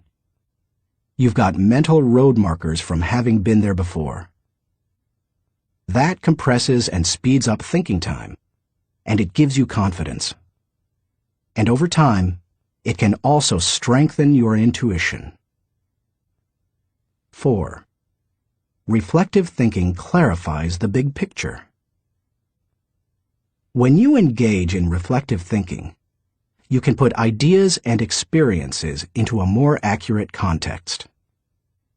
Reflective thinking encourages us to go back and spend time pondering what we have done and what we have seen. If a person who loses his job reflects on what happened, he may see a pattern of events that led to his dismissal. He will better understand what happened, why it happened, and what things were his responsibility. If he also looks at the incidents that occurred afterward, he may realize that in the larger scheme of things, he's better off in his new position because it better fits his skills and desires. Without reflection, it can be very difficult to see that big picture. 5. Reflective thinking takes a good experience and makes it a valuable experience. When you were just starting out in your career, did it seem that few people were willing to give someone without experience an opportunity? At the same time, could you see people who had been on their jobs 20 years, who yet did their work poorly? If so, that probably frustrated you. Playwright William Shakespeare wrote, "Experience is a jewel, and it had need be so, for it is often purchased at an infinite rate." Yet experience alone does not add value to a life. It's not necessarily experience that is valuable. It's the insight people gain because of their experience. Reflective thinking turns experience into insight. Mark Twain said, "We should be careful to get out of an experience all the wisdom that is in it. Not like the cat that sits down on a hot stove lid. She will never sit down on a hot stove lid again, and that is well. But also, she will never sit down on a cold one anymore." An experience becomes valuable when it informs or equips us to meet new experiences. Reflective thinking helps to do that. How to embrace the lessons of reflective thinking. If you are like most people in our culture today, you probably do very little reflective thinking. If that's the case, it may be holding you back more than you think. Take to heart the following suggestions to increase your ability to think reflectively. 1. Set aside time for reflection. Greek philosopher Socrates observed, "The unexamined life is not worth living." For most people, however, reflection and self-examination doesn't come naturally. It can be a fairly uncomfortable activity for a variety of reasons. They have a hard time staying focused. They find the process dull, or they don't like spending a lot of time thinking about emotionally difficult issues. But if you don't carve out the time for it, you are unlikely to do any reflective thinking. 2. Remove yourself from distractions. As much as any other kind of thinking, reflection requires solitude. Distraction and reflection simply don't mix. It's not the kind of thing you can do well near a television, in a cubicle, while the phone is ringing, or with children in the same room. One of the reasons I've been able to accomplish much and keep growing personally is that I've not only set aside time to reflect, but I've separated myself from distractions for short blocks of time. 30 minutes in the spa, an hour outside on a rock in my backyard, or a few hours in a comfortable chair in my office. The place doesn't matter, as long as you remove yourself from distractions and interruptions. 3. Regularly review your calendar or journal. Most people use their calendar as a planning tool, which it is. But few people use it as a reflective thinking tool. What could be better, however, for helping you to review where you have been and what you have done, except maybe a journal? I'm not a journaler in the regular sense. I don't use writing to figure out what I'm thinking and feeling. Instead, I figure out what I'm thinking and feeling, and then I write down significant thoughts and action points. I file the thoughts so that I can quickly put my hands on them again. I immediately execute the action points or delegate them to someone else. Calendars and journals remind you of how you've spent your time, show you whether your activities match your priorities, and help you see whether you are making progress. They also offer you an opportunity to recall activities that you might not have had the time to reflect on previously. Some of the most valuable thoughts you've ever had may have been lost because you didn't give yourself the reflection time you needed. 4. Ask the right questions. The value you receive from reflecting will depend on the kinds of questions you ask yourself. The better the questions, the more gold you will mine from your thinking.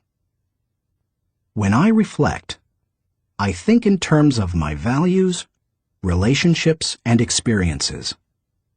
Here are some sample questions. Personal growth. What have I learned today that will help me grow? How can I apply it to my life? When should I apply it? Adding value. To whom did I add value today? How do I know I added value to that person? Can I follow up and compound the positive benefit he or she received? Leadership. Did I lead by example today? Did I lift my people and organization to a higher level? What did I do, and how did I do it? Personal faith. Did I represent God well today? Did I practice the golden rule? Have I walked the second mile with someone? Marriage and family. Did I communicate love to my family today? How did I show that love? Did they feel it? Did they return it? Inner circle. Have I spent enough time with my key players?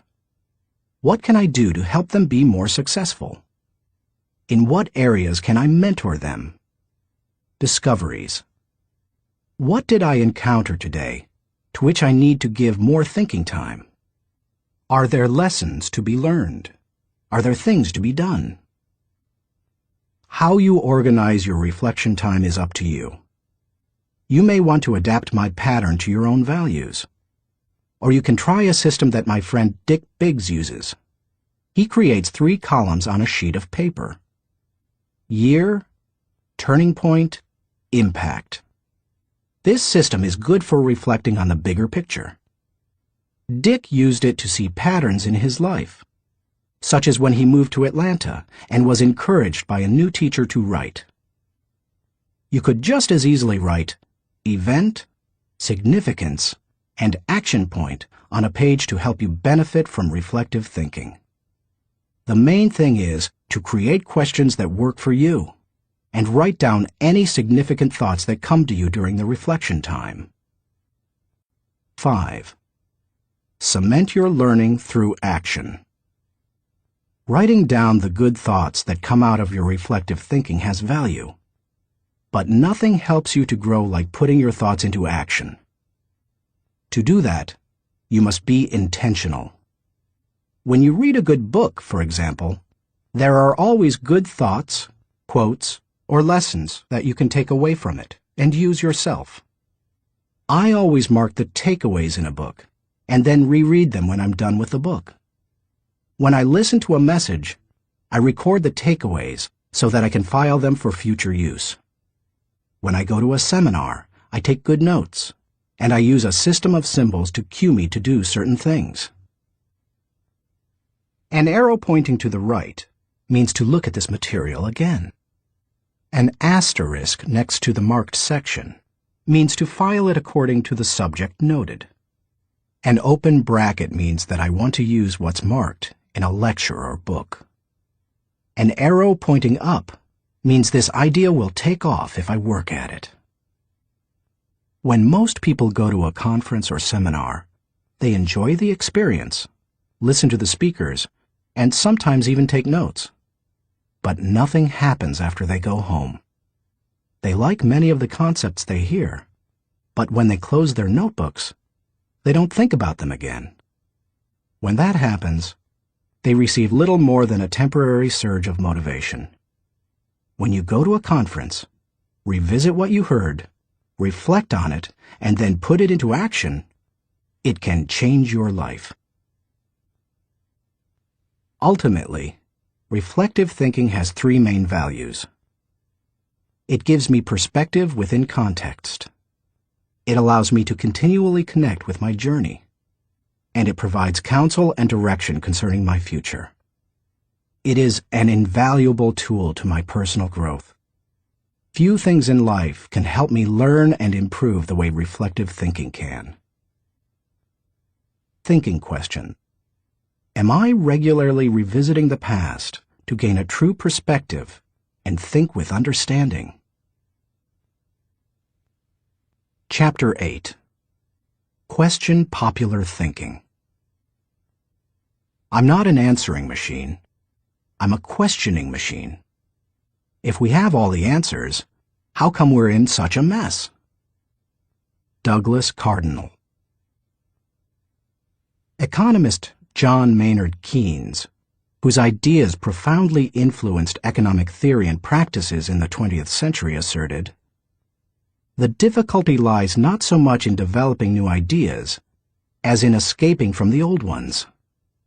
Going against popular thinking can be difficult, whether you're a business person bucking company tradition, a pastor introducing new types of music to his church, a new mother rejecting old wives' tales handed down from her parents, or a teenager ignoring currently popular styles.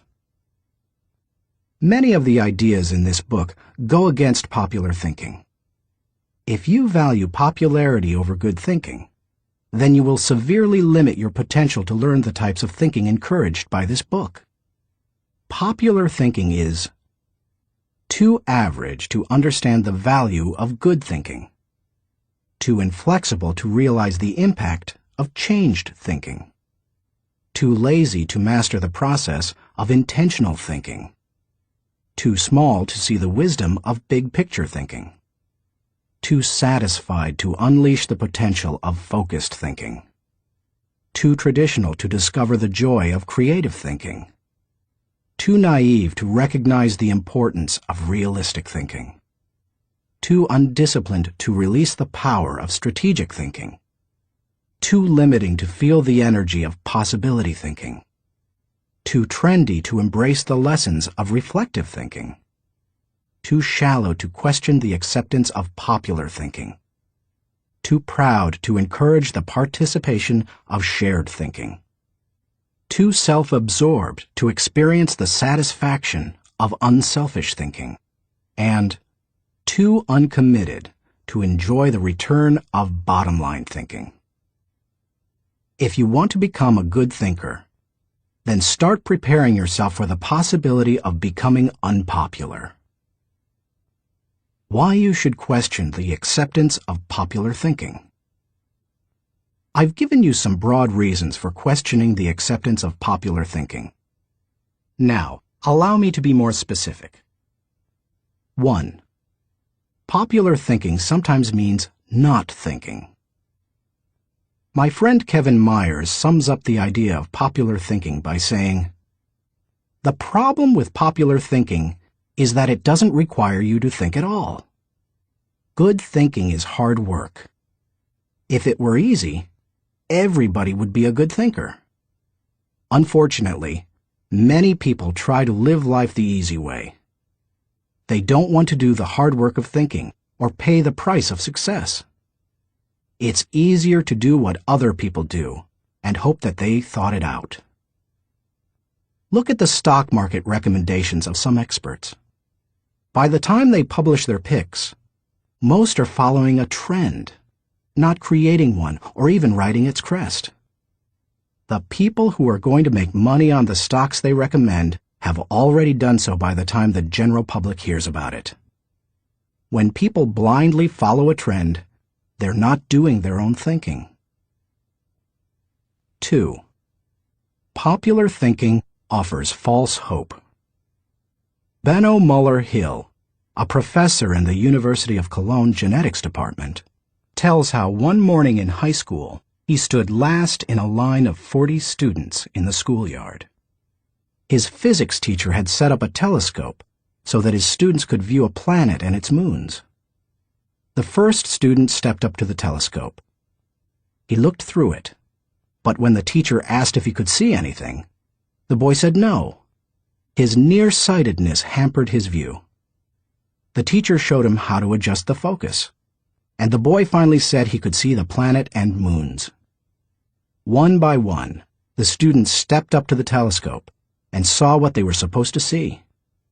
Finally, the second-to-last student looked into the telescope and announced that he could not see anything.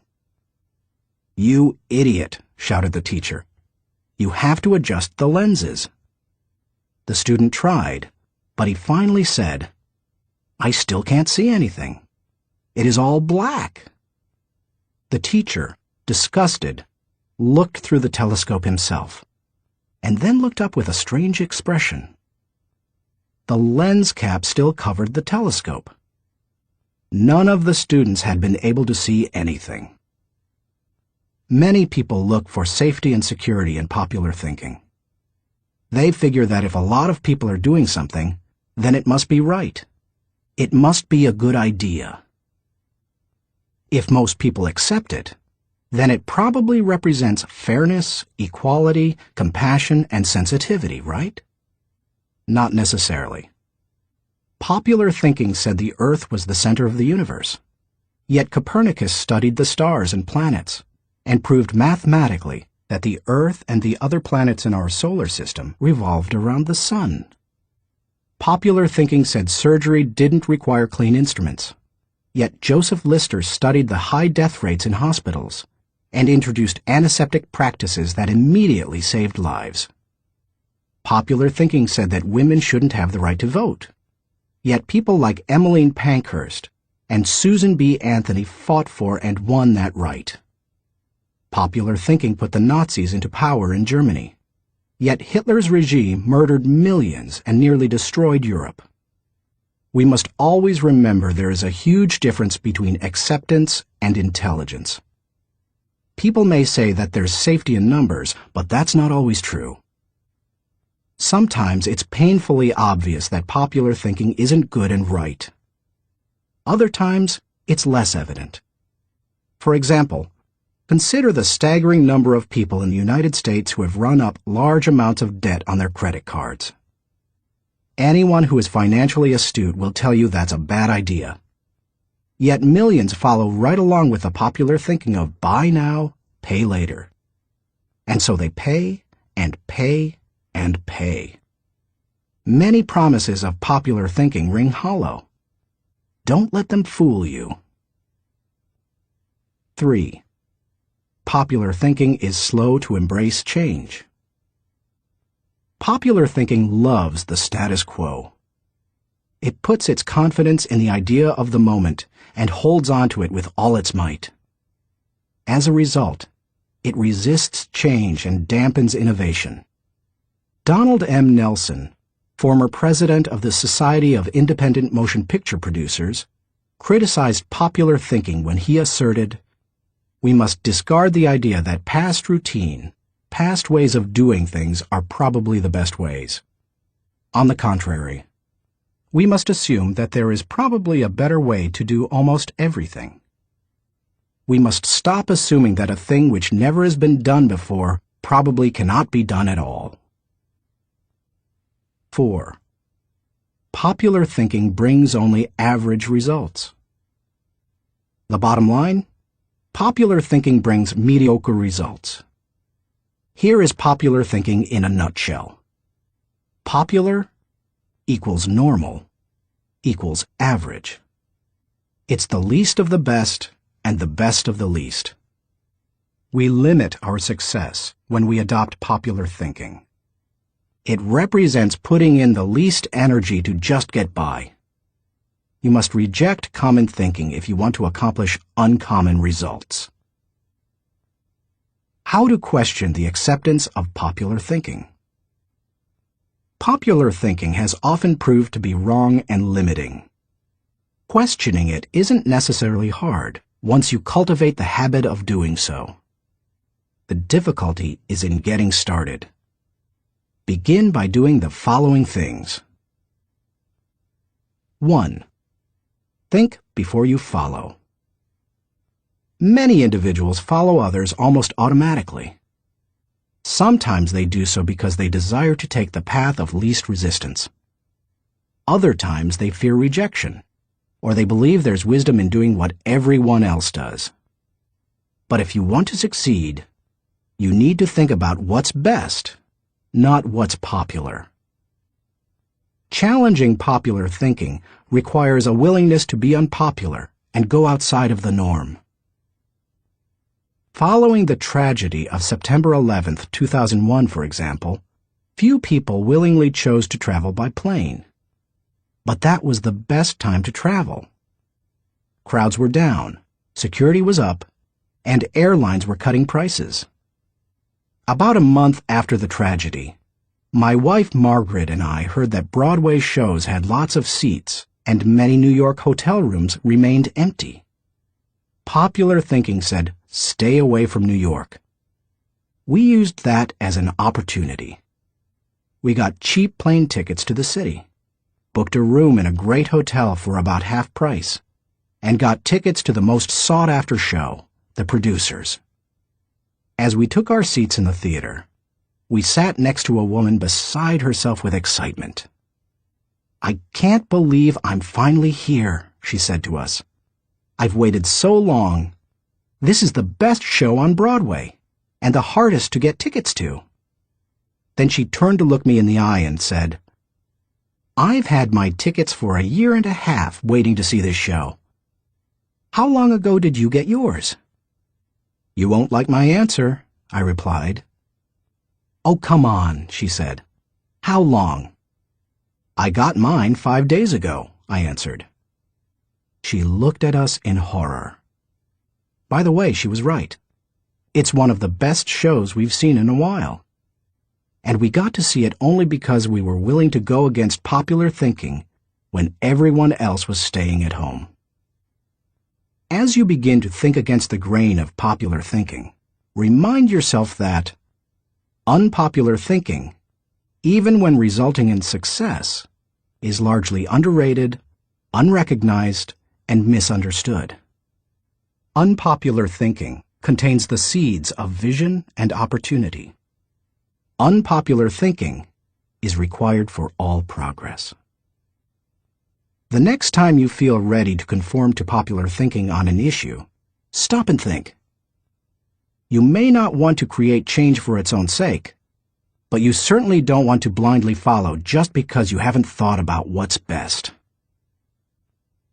2. Appreciate thinking different from your own. One of the ways to embrace innovation and change is to learn to appreciate how others think. To do that, you must continually expose yourself to people different from yourself. My brother, Larry Maxwell, a good businessman and an innovative thinker, continually challenges popular thinking by thinking differently.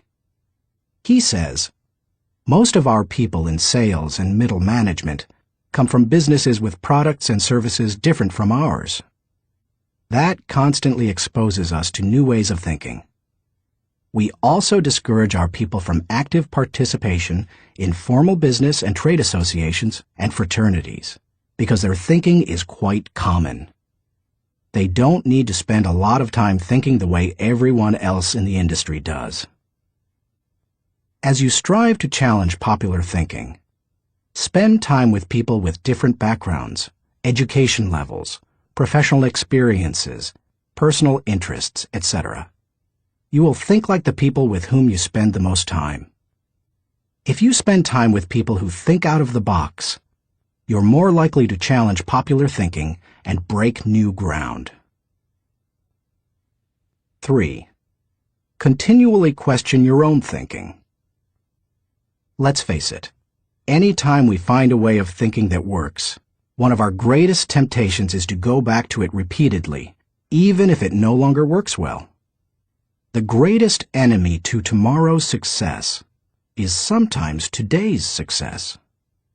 My friend Andy Stanley recently taught a leadership lesson at Enjoy's Catalyst Conference called Challenging the Process. He described how progress must be preceded by change, and he pointed out many of the dynamics involved in questioning popular thinking. In an organization, he said, we should remember that every tradition was originally a good idea, and perhaps even revolutionary. But every tradition may not be a good idea for the future. In your organization, if you were involved in putting into place what currently exists, then it's likely that you will resist change, even change for the better. That's why it's important to challenge your own thinking. If you're too attached to your own thinking and how everything is done now, then nothing will change for the better. 4. Try new things in new ways. When was the last time you did something for the first time? Do you avoid taking risks or trying new things? One of the best ways to get out of the rut of your own thinking is to innovate. You can do that in little everyday ways. Drive to work a different way from normal. Order an unfamiliar dish at your favorite restaurant. Ask a different colleague to help you with a familiar project. Take yourself off of autopilot. Unpopular thinking asks questions and seeks options. In 1997, my 3 companies moved to Atlanta, Georgia. It's a great city, but traffic at peak times can get crazy. Immediately after moving here, I began looking for and testing alternative routes to desired destinations so that I would not be caught in traffic. From my house to the airport, for example, I have discovered and used 9 routes within 8 miles and 12 minutes from one another. Often, I am amazed to see people sitting on the freeway when they could be moving forward on an alternative route. What is the problem? Too many people have not tried new things in new ways. It is true. Most people are more satisfied with old problems than committed to finding new solutions. How you go about doing new things in new ways is not as important as making sure you do it. Besides, if you try to do new things in the same way that everyone else does, are you really going against popular thinking? Get out there and do something different today. 5. Get used to being uncomfortable. When it comes right down to it, popular thinking is comfortable. It's like an old recliner adjusted to all the owner's idiosyncrasies. The problem with most old recliners is that no one has looked at them lately. If so, they'd agree that it's time to get a new one. If you want to reject popular thinking in order to embrace achievement, you'll have to get used to being uncomfortable. If you embrace unpopular thinking and make decisions based on what works best and what is right, rather than what is commonly accepted, know this: in your early years, you won't be as wrong as people think you are. In your later years, you won't be as right as people think you are. And all through the years, you will be better than you thought you could be. Thinking question. Am I consciously rejecting the limitations of common thinking in order to accomplish uncommon results? Chapter 9. Benefit from shared thinking. None of us is as smart as all of us. Ken Blanchard. Good thinkers, especially those who are also good leaders, understand the power of shared thinking. They know that when they value the thoughts and ideas of others, they receive the compounding results of shared thinking and accomplish more than they ever could on their own. Those who participate in shared thinking understand the following. 1. Shared thinking is faster than solo thinking. We live in a truly fast-paced world. To function at its current rate of speed, we can't go it alone. I think the generation of young men and women just entering the workforce sense that very strongly. Perhaps that is why they value community so highly, and are more likely to work for a company they like than one that pays them well. Working with others is like giving yourself a shortcut. If you want to learn a new skill quickly, how do you do it? Do you go off by yourself and figure it out? Or do you get someone to show you how? You can always learn more quickly from someone with experience, whether you're trying to learn how to use a new software package, develop your golf swing, or cook a new dish. 2. Shared thinking is more innovative than solo thinking. We tend to think of great thinkers and innovators as soloists. But the truth is that the greatest innovative thinking doesn't occur in a vacuum. Innovation results from collaboration.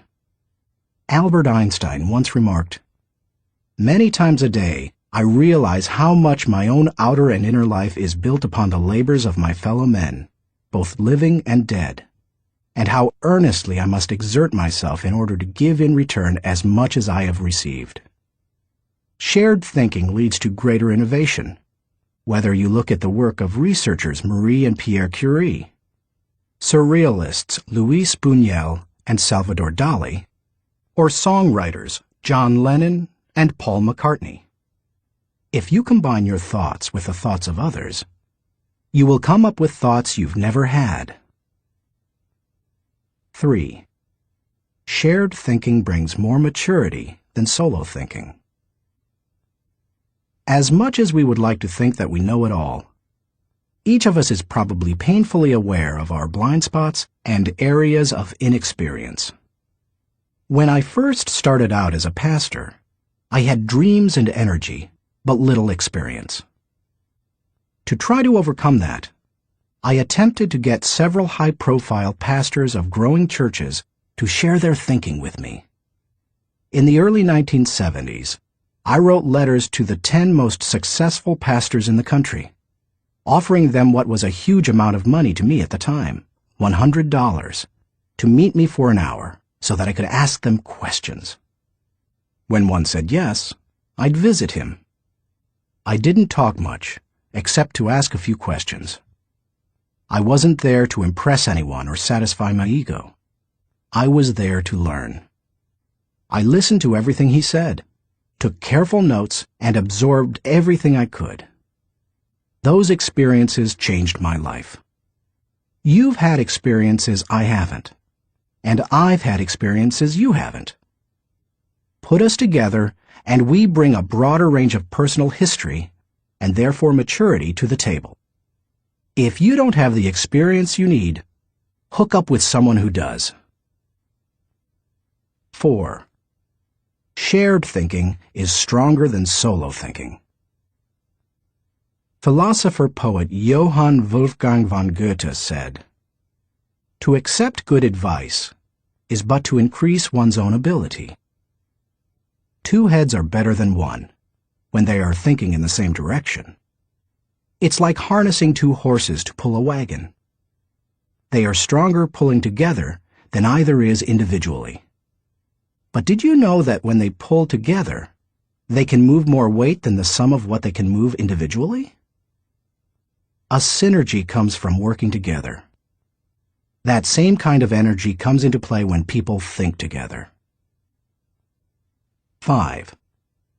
Shared thinking returns greater value than solo thinking. Because shared thinking is stronger than solo thinking, it's obvious that it yields a higher return.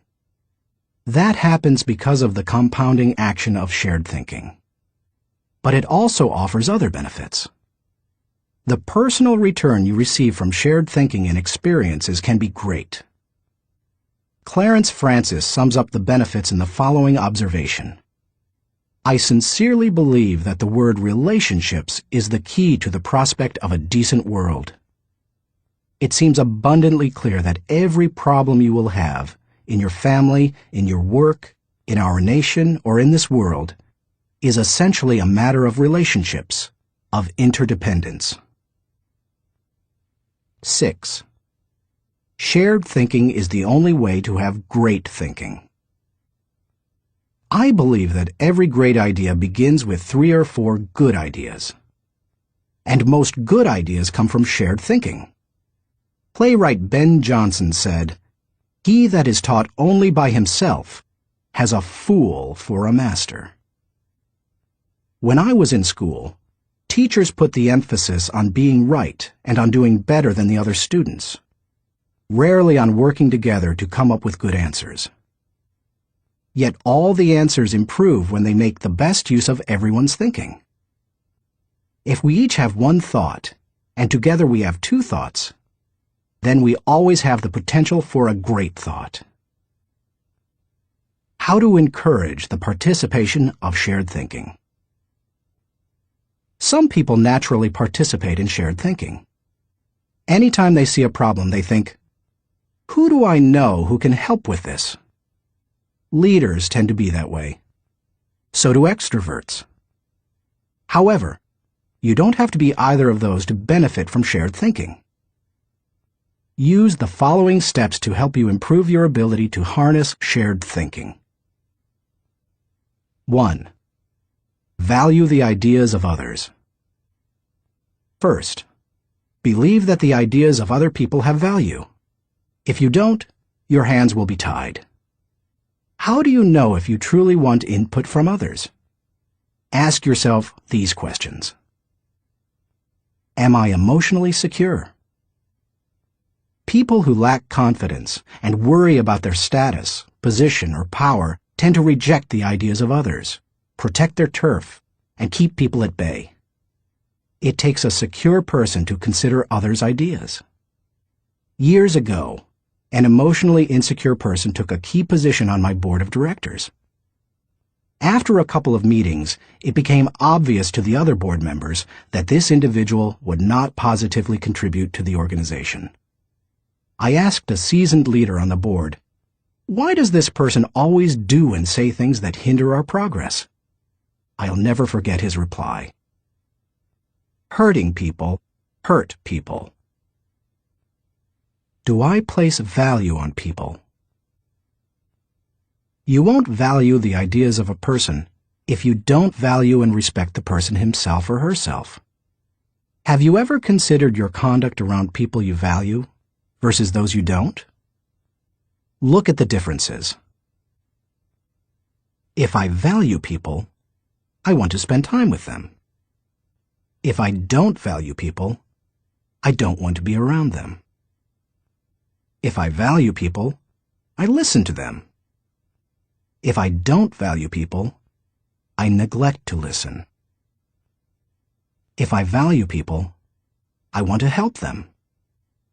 If I don't value people, I don't offer them help.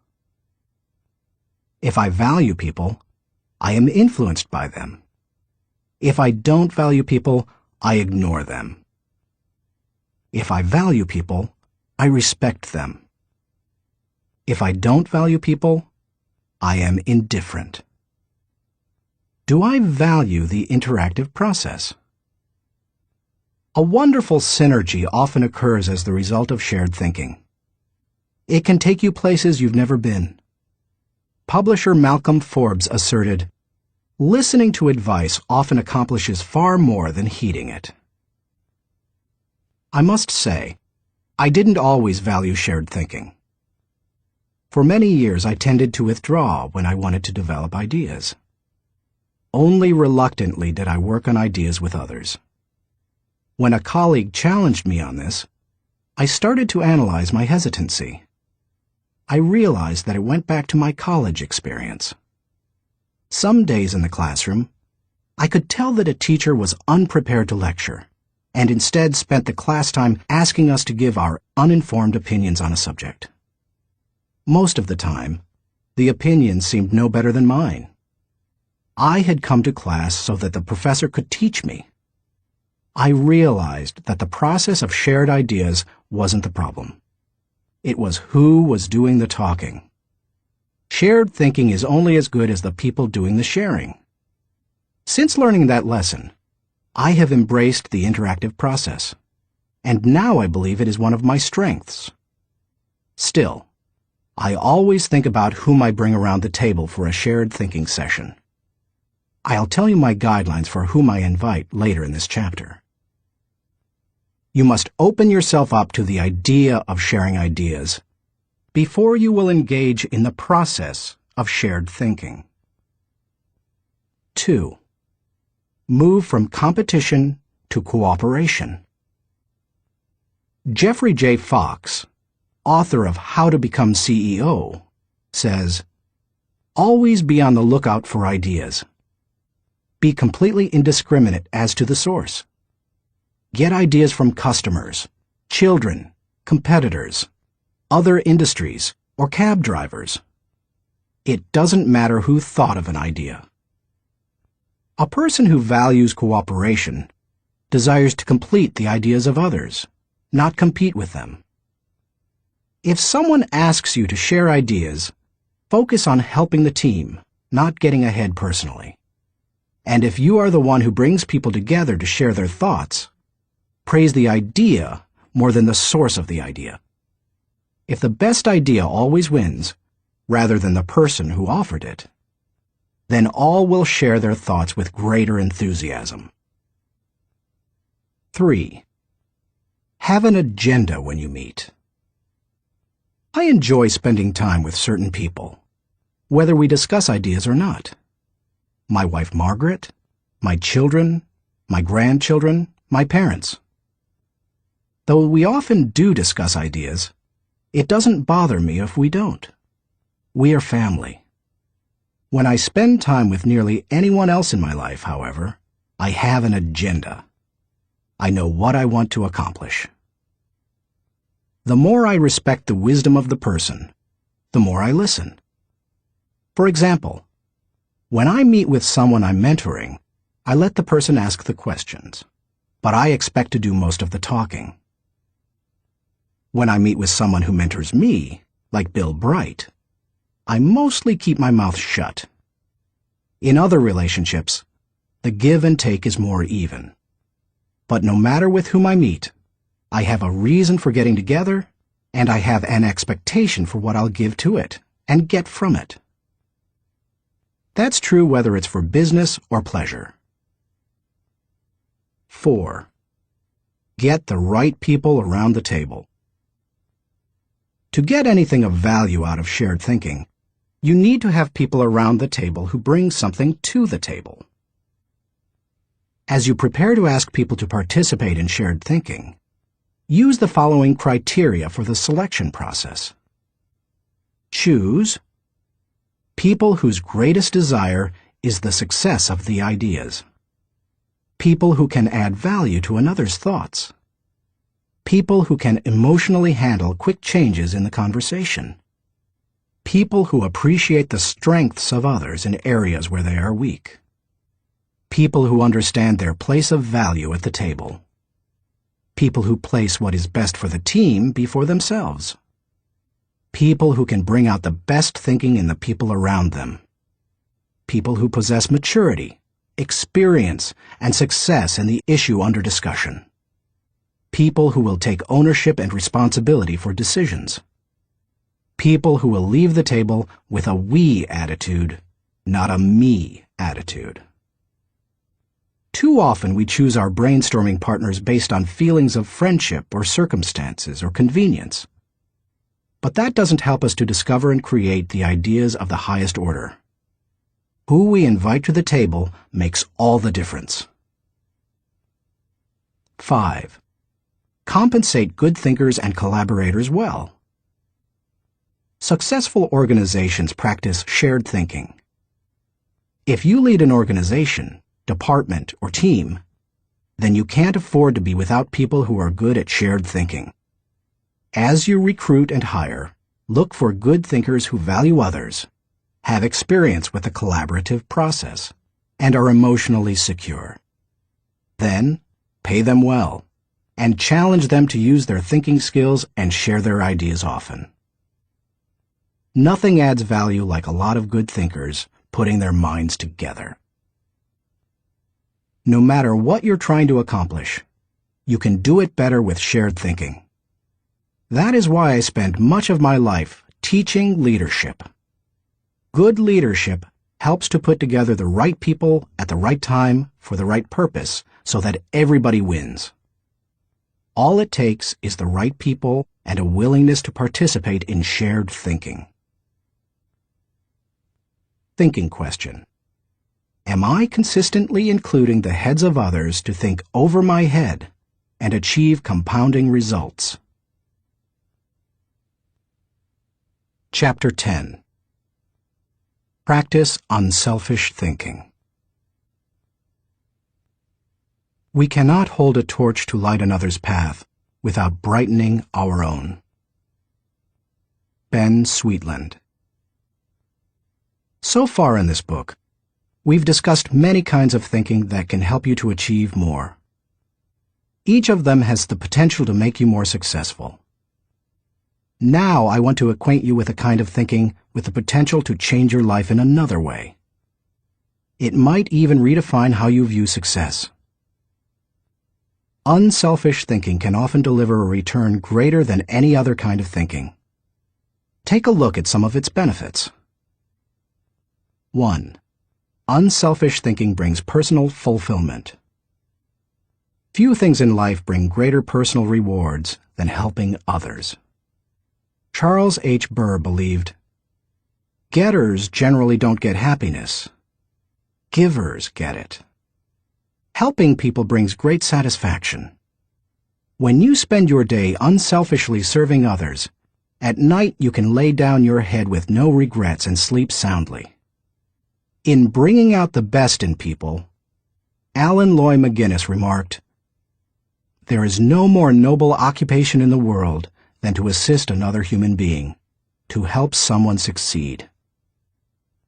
Even if you have spent much of your life pursuing selfish gain, it's never too late to have a change of heart. Even the most miserable person, like Charles Dickens' Scrooge, can turn his life around and make a difference for others. That's what Alfred Nobel did. When he saw his own obituary in the newspaper, his brother had died, and the editor had written about the wrong Nobel, saying that the explosives his company produced had killed many people. Nobel vowed to promote peace and acknowledge contributions to humanity. That is how the Nobel Prizes came into being. 2. Unselfish thinking adds value to others. In 1904, Bessie Anderson Stanley wrote the following definition of success in Brown Book magazine. "He has achieved success who has lived well, laughed often, and loved much, who has enjoyed the trust of pure women, the respect of intelligent men, and the love of little children, who has filled his niche and accomplished his task, who has left the world better than he found it, whether by an improved poppy, a perfect poem, or a rescued soul, who has never lacked appreciation of Earth's beauty or failed to express it, who has always looked for the best in others and given them the best he had, whose life was an inspiration, whose memory a benediction. When you get outside of yourself and make a contribution to others, you really begin to live. 3. Unselfish thinking encourages other virtues. When you see a 4-year-old, you expect to observe selfishness. But when you see it in a 40-year-old, it's not very attractive, is it? Of all the qualities a person can pursue, unselfish thinking seems to make the biggest difference toward cultivating other virtues. I think that's because the ability to give unselfishly is so difficult. It goes against the grain of human nature. But if you can learn to think unselfishly and become a giver, then it becomes easier to develop many other virtues: gratitude, love, respect, patience, discipline, etc. 4. Unselfish thinking increases quality of life. The spirit of generosity created by unselfish thinking gives people an appreciation for life and an understanding of its higher values. Seeing those in need and giving to meet that need puts a lot of things into perspective. It increases the quality of life of the giver and the receiver. That's why I believe that there is no life as empty as the self-centered life. There is no life as centered as the self-empty life. If you want to improve your world, then focus your attention on helping others. 5. Unselfish thinking makes you part of something greater than yourself. Merck & Company, the global pharmaceutical corporation, has always seen itself as doing more than just producing products and making a profit. It desires to serve humanity. In the mid-1980s, the company developed a drug to cure river blindness, a disease that infects and causes blindness in millions of people, particularly in developing countries. While it was a good product, potential customers couldn't afford to buy it. So what did Merck do? It developed the drug anyway, and in 1987 announced that it would give the medicine free to anyone who needed it. As of 1998, the company had given more than 250 million tablets away. George W. Merck says, "We try never to forget that medicine is for the people. It is not for the profits. The profits follow, and if we have remembered that, they have never failed to appear." The lesson to be learned? Simple. Instead of trying to be great, be part of something greater than yourself. 6. Unselfish thinking creates a legacy. Jack Balasek, President and Chief Operating Officer of True North Communications, says, "Learn, earn, return. These are the 3 phases of life. The first third should be devoted to education. The second third to building a career and making a living. And the last third to giving back to others, returning something in gratitude. Each state seems to be a preparation for the next one. If you are successful, it becomes possible for you to leave an inheritance for others. But if you desire to do more, to create a legacy, then you need to leave that in others. When you think unselfishly and invest in others, you gain the opportunity to create a legacy that will outlive you. How to experience the satisfaction of unselfish thinking. I think most people recognize the value of unselfish thinking, and most would even agree that it's an ability they would like to develop. Many people, however, are at a loss concerning how to change their thinking. To begin cultivating the ability to think unselfishly, I recommend that you do the following. 1. Put others first. The process begins with realizing that everything is not about you. That requires humility and a shift in focus. In The Power of Ethical Management, Ken Blanchard and Norman Vincent Peale wrote, "People with humility don't think less of themselves. They just think of themselves less." If you want to become less selfish in your thinking, then you need to stop thinking about your wants and begin focusing on others' needs. Paul the Apostle exhorted, "Do nothing out of selfish ambition or vain conceit, but in humility consider others better than yourselves." Each of you should look not only to your own interests, but also to the interests of others. Make a mental and emotional commitment to look out for the interests of others. 2. Expose yourself to situations where people have needs. It's one thing to believe you are willing to give unselfishly. It's another to actually do it. To make the transition, you need to put yourself in a position where you can see people's needs and do something about it. The kind of giving you do isn't important at first. You can serve at your church, make donations to a food bank, volunteer professional services, or give to a charitable organization.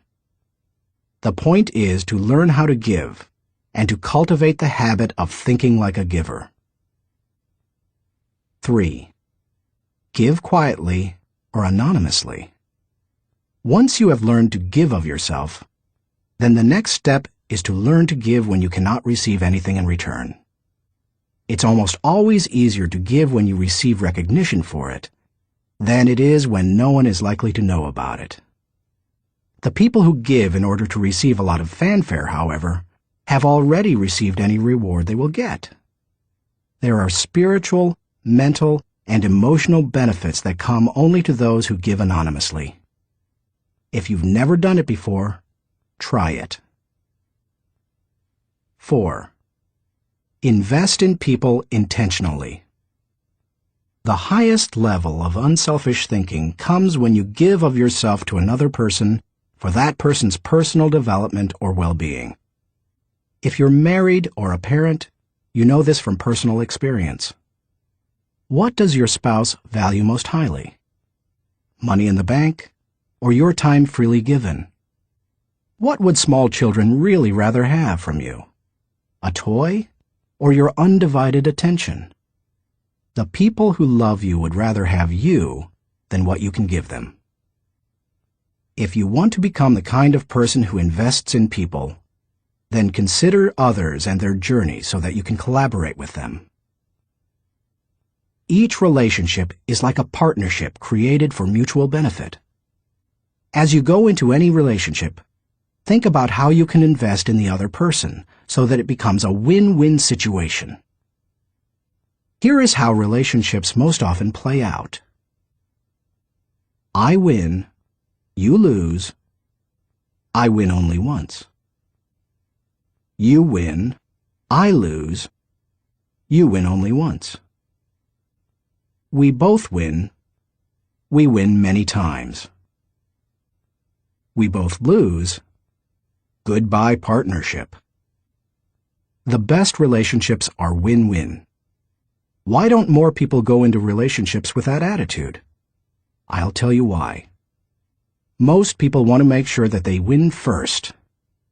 Unselfish thinkers, on the other hand, go into a relationship and make sure that the other person wins first. And that makes all the difference. 5. Continually check your motives. François de la Rochefoucauld said, "What seems to be generosity is often no more than disguised ambition, which overlooks a small interest in order to secure a great one." The hardest thing for most people is fighting their natural tendency to put themselves first. That's why it's important to continually examine your motives to make sure you're not sliding backward into selfishness. Do you want to check your motives? Then follow the modeling of Benjamin Franklin. Every day, he asked himself 2 questions. When he got up in the morning, he would ask, "What good am I going to do today?" And before he went to bed, he would ask, "What good have I done today?" If you can answer those questions with selflessness and integrity, you can keep yourself on track. Give while you live. In the fall of 2001, we all witnessed a demonstration of unselfish thinking unlike anything we had seen in the United States for many years. Who can forget the events of September 11th, 2001? I had just finished teaching a leadership lesson when my assistant Linda Eggers came into the studio to announce the tragic news. Like most Americans, I remained riveted to the television all day and heard the reports of the firefighters and police officers who raced into the World Trade Center towers to help others, never worrying about their own safety. In the days following the tragedy, millions of Americans expressed a great desire to do something that would help the situation. I had the same desire. InJoy was scheduled to do a training via simulcast on September 15th, the Saturday following the tragedy. Our leadership team decided to add a 1.5-hour program titled America Prays to the end of the simulcast. In it, my friend Max Lucado wrote and read a prayer, expressing the heart's cry of millions. Franklin Graham prayed for our national leaders. Jim and Shirley Dobson gave advice to parents on how to help their children deal with the event. And Bruce Wilkinson and I asked the simulcast viewers to give financially to the people injured on September 11th. Amazingly, they gave $5.9 million, which World Vision graciously agreed to distribute to those in need. Unselfish thinking and giving turned a very dark hour into one of light and hope. Less than 2 weeks after the tragedy, I was able to travel to Ground Zero in New York City. I went to view the site of the destruction, to thank the men and women clearing away the wreckage, and to pray for them. I can't really do justice to what I saw. I've traveled to New York dozens of times. It's one of my favorite places in the world. My wife and I had been up in the towers with our children many times before and have wonderful memories of that area. To look at the place where the buildings had once stood and to see nothing but rubble, dust, and twisted metal, it's simply indescribable. What many Americans didn't realize is that for many months, people worked diligently to clean up the site. Many were New York City firefighters and other city workers. Others were volunteers. They worked around the clock, 7 days a week. And when they came across the remains of someone in the rubble, they called for silence and reverently carried them out. Since I am a clergyman, I was asked to wear a clerical collar upon entering the area. As I walked around, many workers saw the collar and asked me to pray for them. It was a humbling privilege. American educator Horace Mann said, "Be ashamed to die until you have won some victory for humanity." According to this standard, New York City's firefighters are certainly prepared for death. The service they perform is often truly heroic. You and I may never be required to lay down our lives for others as they did. But we can give to others in different ways. We can be unselfish thinkers who put others first and add value to their lives. We can work with them so that they go farther than they thought possible. Thinking question. Am I continually considering others and their journey in order to think with maximum collaboration? Chapter 11. Rely on bottom-line thinking. There ain't no rules around here. We're trying to accomplish something. Thomas Edison, inventor. How do you figure out the bottom line for your organization, business, department, team, or group? In many businesses, the bottom line is literally the bottom line. Profit determines whether you are succeeding, but dollars should not always be the primary measure of success. Would you measure the ultimate success of your family by how much money you had at the end of the month or year? And if you run a non-profit or volunteer organization, how would you know whether you were performing at your highest potential? How do you think bottom line in that situation? A non-profit's bottom line. Frances Hesselbein had to ask herself exactly that question in 1976, when she became the National Executive Director of the Girl Scouts of America. When she first got involved with the Girl Scouts, running the organization was the last thing she expected. She and her husband John were partners in Hesselbein Studios, a small family business that filmed television commercials and promotional films. She wrote the scripts, and he made the films. In the early 1950s, she was recruited as a volunteer troop leader at the Second Presbyterian Church in Johnstown, Pennsylvania. Even that was unusual, since she had a son and no daughters. But she agreed to do it on a temporary basis. She must have loved it, because she led the troop for 9 years.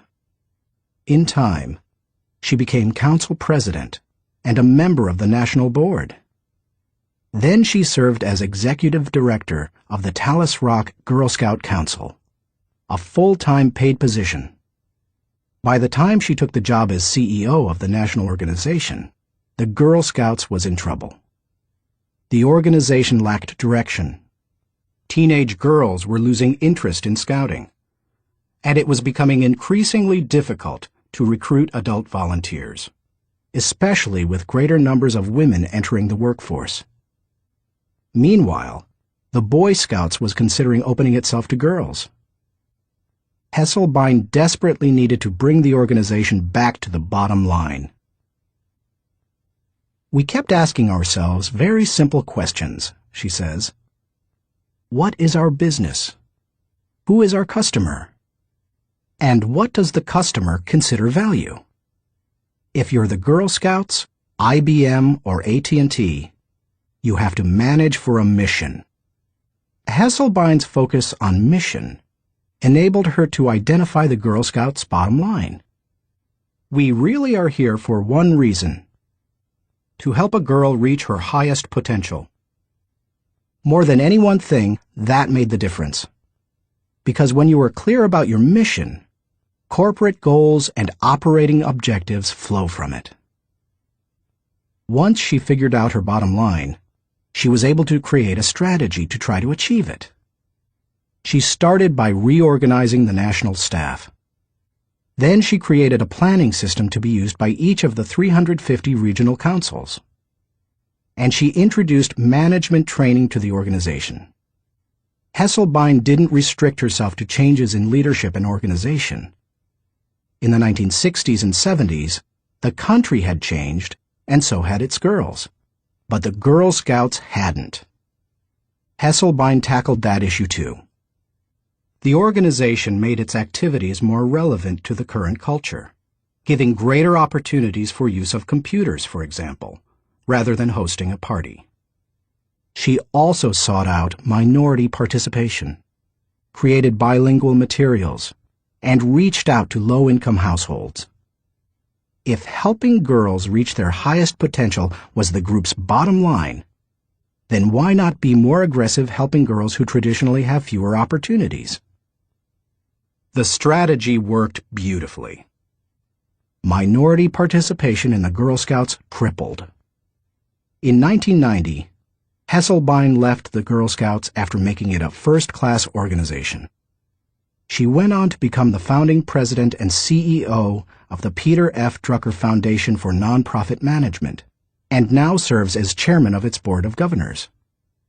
And in 1998, she was awarded the Presidential Medal of Freedom. President Clinton said of Hesselbein during the ceremony at the White House, She has shared her remarkable recipe for inclusion and excellence with countless organizations whose bottom line is measured not in dollars, but in changed lives. He couldn't have said it better. Why you should enjoy the return of bottom-line thinking. If you're accustomed to thinking of the bottom line only as it relates to financial matters, then you may be missing some things crucial to you and your organization. Instead, think of the bottom line as the end, the takeaway, the desired result. Every activity has its own unique bottom line. If you have a job, your work has a bottom line. If you serve in your church, your activity has a bottom line. So does your effort as a parent or spouse, if you are one. As you explore the concept of bottom-line thinking, recognize that it can help you in many ways. 1. Bottom-line thinking provides great clarity. What's the difference between bowling and work? When bowling, it takes only 3 seconds to know how you've done. That's one reason people love sports so much. There's no waiting and no guessing about the outcome. Bottom-line thinking makes it possible for you to measure outcomes more quickly and easily. It gives you a benchmark by which to measure activity. It can be used as a focused way of ensuring that all your little activities are purposeful and line up to achieve a larger goal. 2. Bottom-line thinking helps you assess every situation. When you know your bottom line, it becomes much easier to know how you're doing in any given area. When Frances Hesselbein began running the Girl Scouts, for example, she measured everything against the organization's goal of helping a girl reach her highest potential. From the organization's management structure, which she changed from a hierarchy to a hub, down to what badges the girls could earn. There's no better measurement tool than the bottom line. 3. Bottom-line thinking helps you make the best decisions. Decisions become much easier when you know your bottom line. When the Girl Scouts were struggling in the 1970s, outside organizations tried to convince its members to become women's rights activists or door-to-door canvassers. But under Hesselbein, it became easy for the Girl Scouts to say no. It knew its bottom line, and it wanted to pursue its goals with focus and fervency. 4. Bottom-line thinking generates high morale. When you know the bottom line and you go after it, you greatly increase your odds of winning. And nothing generates high morale like winning. How do you describe sports teams that win the championship? Or company divisions that achieve their goals? Or volunteers who achieve their mission? They're excited. Hitting the target feels exhilarating, and you can hit it only if you know what it is.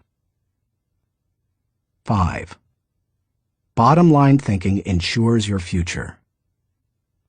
If you want to be successful tomorrow, you need to think bottom line today. That's what Frances Hesselbein did, and she turned the Girl Scouts around. Look at any successful, lasting company, and you'll find leaders who know their bottom line. They make their decisions, allocate their resources, hire their people, and structure their organization to achieve that bottom line. How to enjoy the return of bottom-line thinking.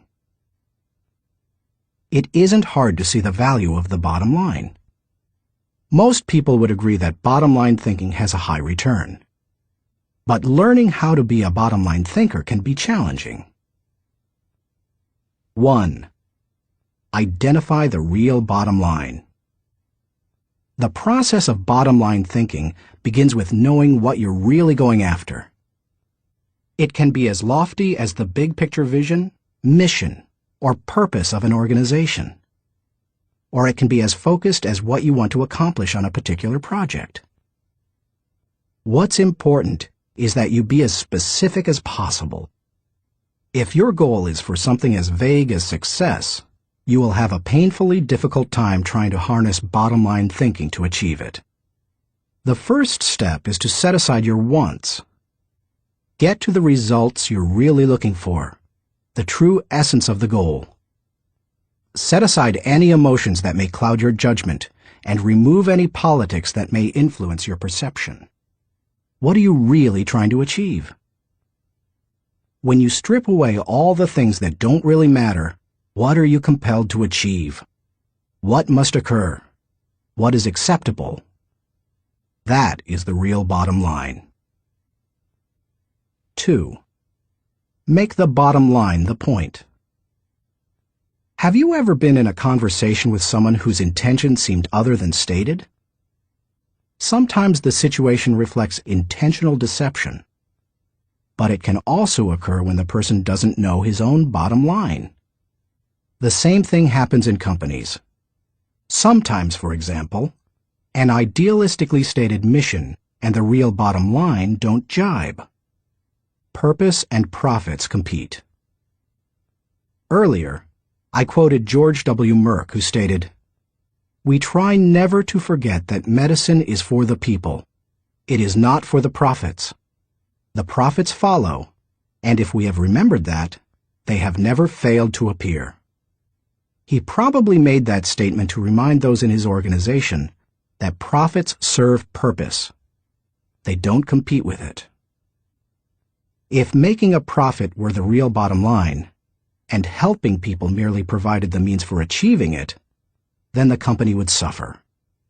Its attention would be divided, and it would neither help people as well as it could, nor make as much profit as it desired. 3. Create a strategic plan to achieve the bottom line. Bottom line thinking achieves results. Therefore, it naturally follows that any plans that flow out of such thinking must tie directly to the bottom line. And there can be only one, not two or three. Once the bottom line has been determined, a strategy must be created to achieve it. In organizations, that often means identifying the core elements or functions that must operate properly to achieve the bottom line. This is the leader's responsibility. The important thing is that when the bottom line of each activity is achieved, then the bottom line is achieved. If the sum of the smaller goals doesn't add up to the real bottom line, then either your strategy is flawed or you've not identified your real bottom line. 4. Align team members with the bottom line. Once you have your strategy in place, make sure your people line up with your strategy. Ideally, all team members should know the big goal as well as their individual role in achieving it. They need to know their personal bottom line and how that works to achieve the organization's bottom line. 5. Stick with one system and monitor results continually. Dave Sutherland, the president of one of my companies, ISS, believes that some organizations get into trouble by trying to mix systems. He maintains that many kinds of systems can be successful, but mixing different systems or continually changing from one to another leads to failure. Dave says, "Bottom line thinking cannot be a one-time thing. It has to be built into the system of working and relating and achieving. You can't just tune into the desired result every now and then. Achieving with bottom-line thinking must be a way of life, or it will send conflicting messages. I am a bottom-line thinker. It is part of my system for achievement. I practice it every day. No other measurements, no wasted efforts." Dave calls members of his field team every night to ask the bottom-line question they expect to hear. He continually keeps his eye on the company's bottom line by monitoring it for every core area. When it comes right down to it, regardless of your bottom line, you can improve it with good thinking. And bottom line thinking has a great return because it helps to turn your ideas into results. Like no other kind of mental processing, it can help you to reap the full potential of your thinking and achieve whatever you desire. Thinking question. Am I staying focused on the bottom line so that I can gain the maximum return and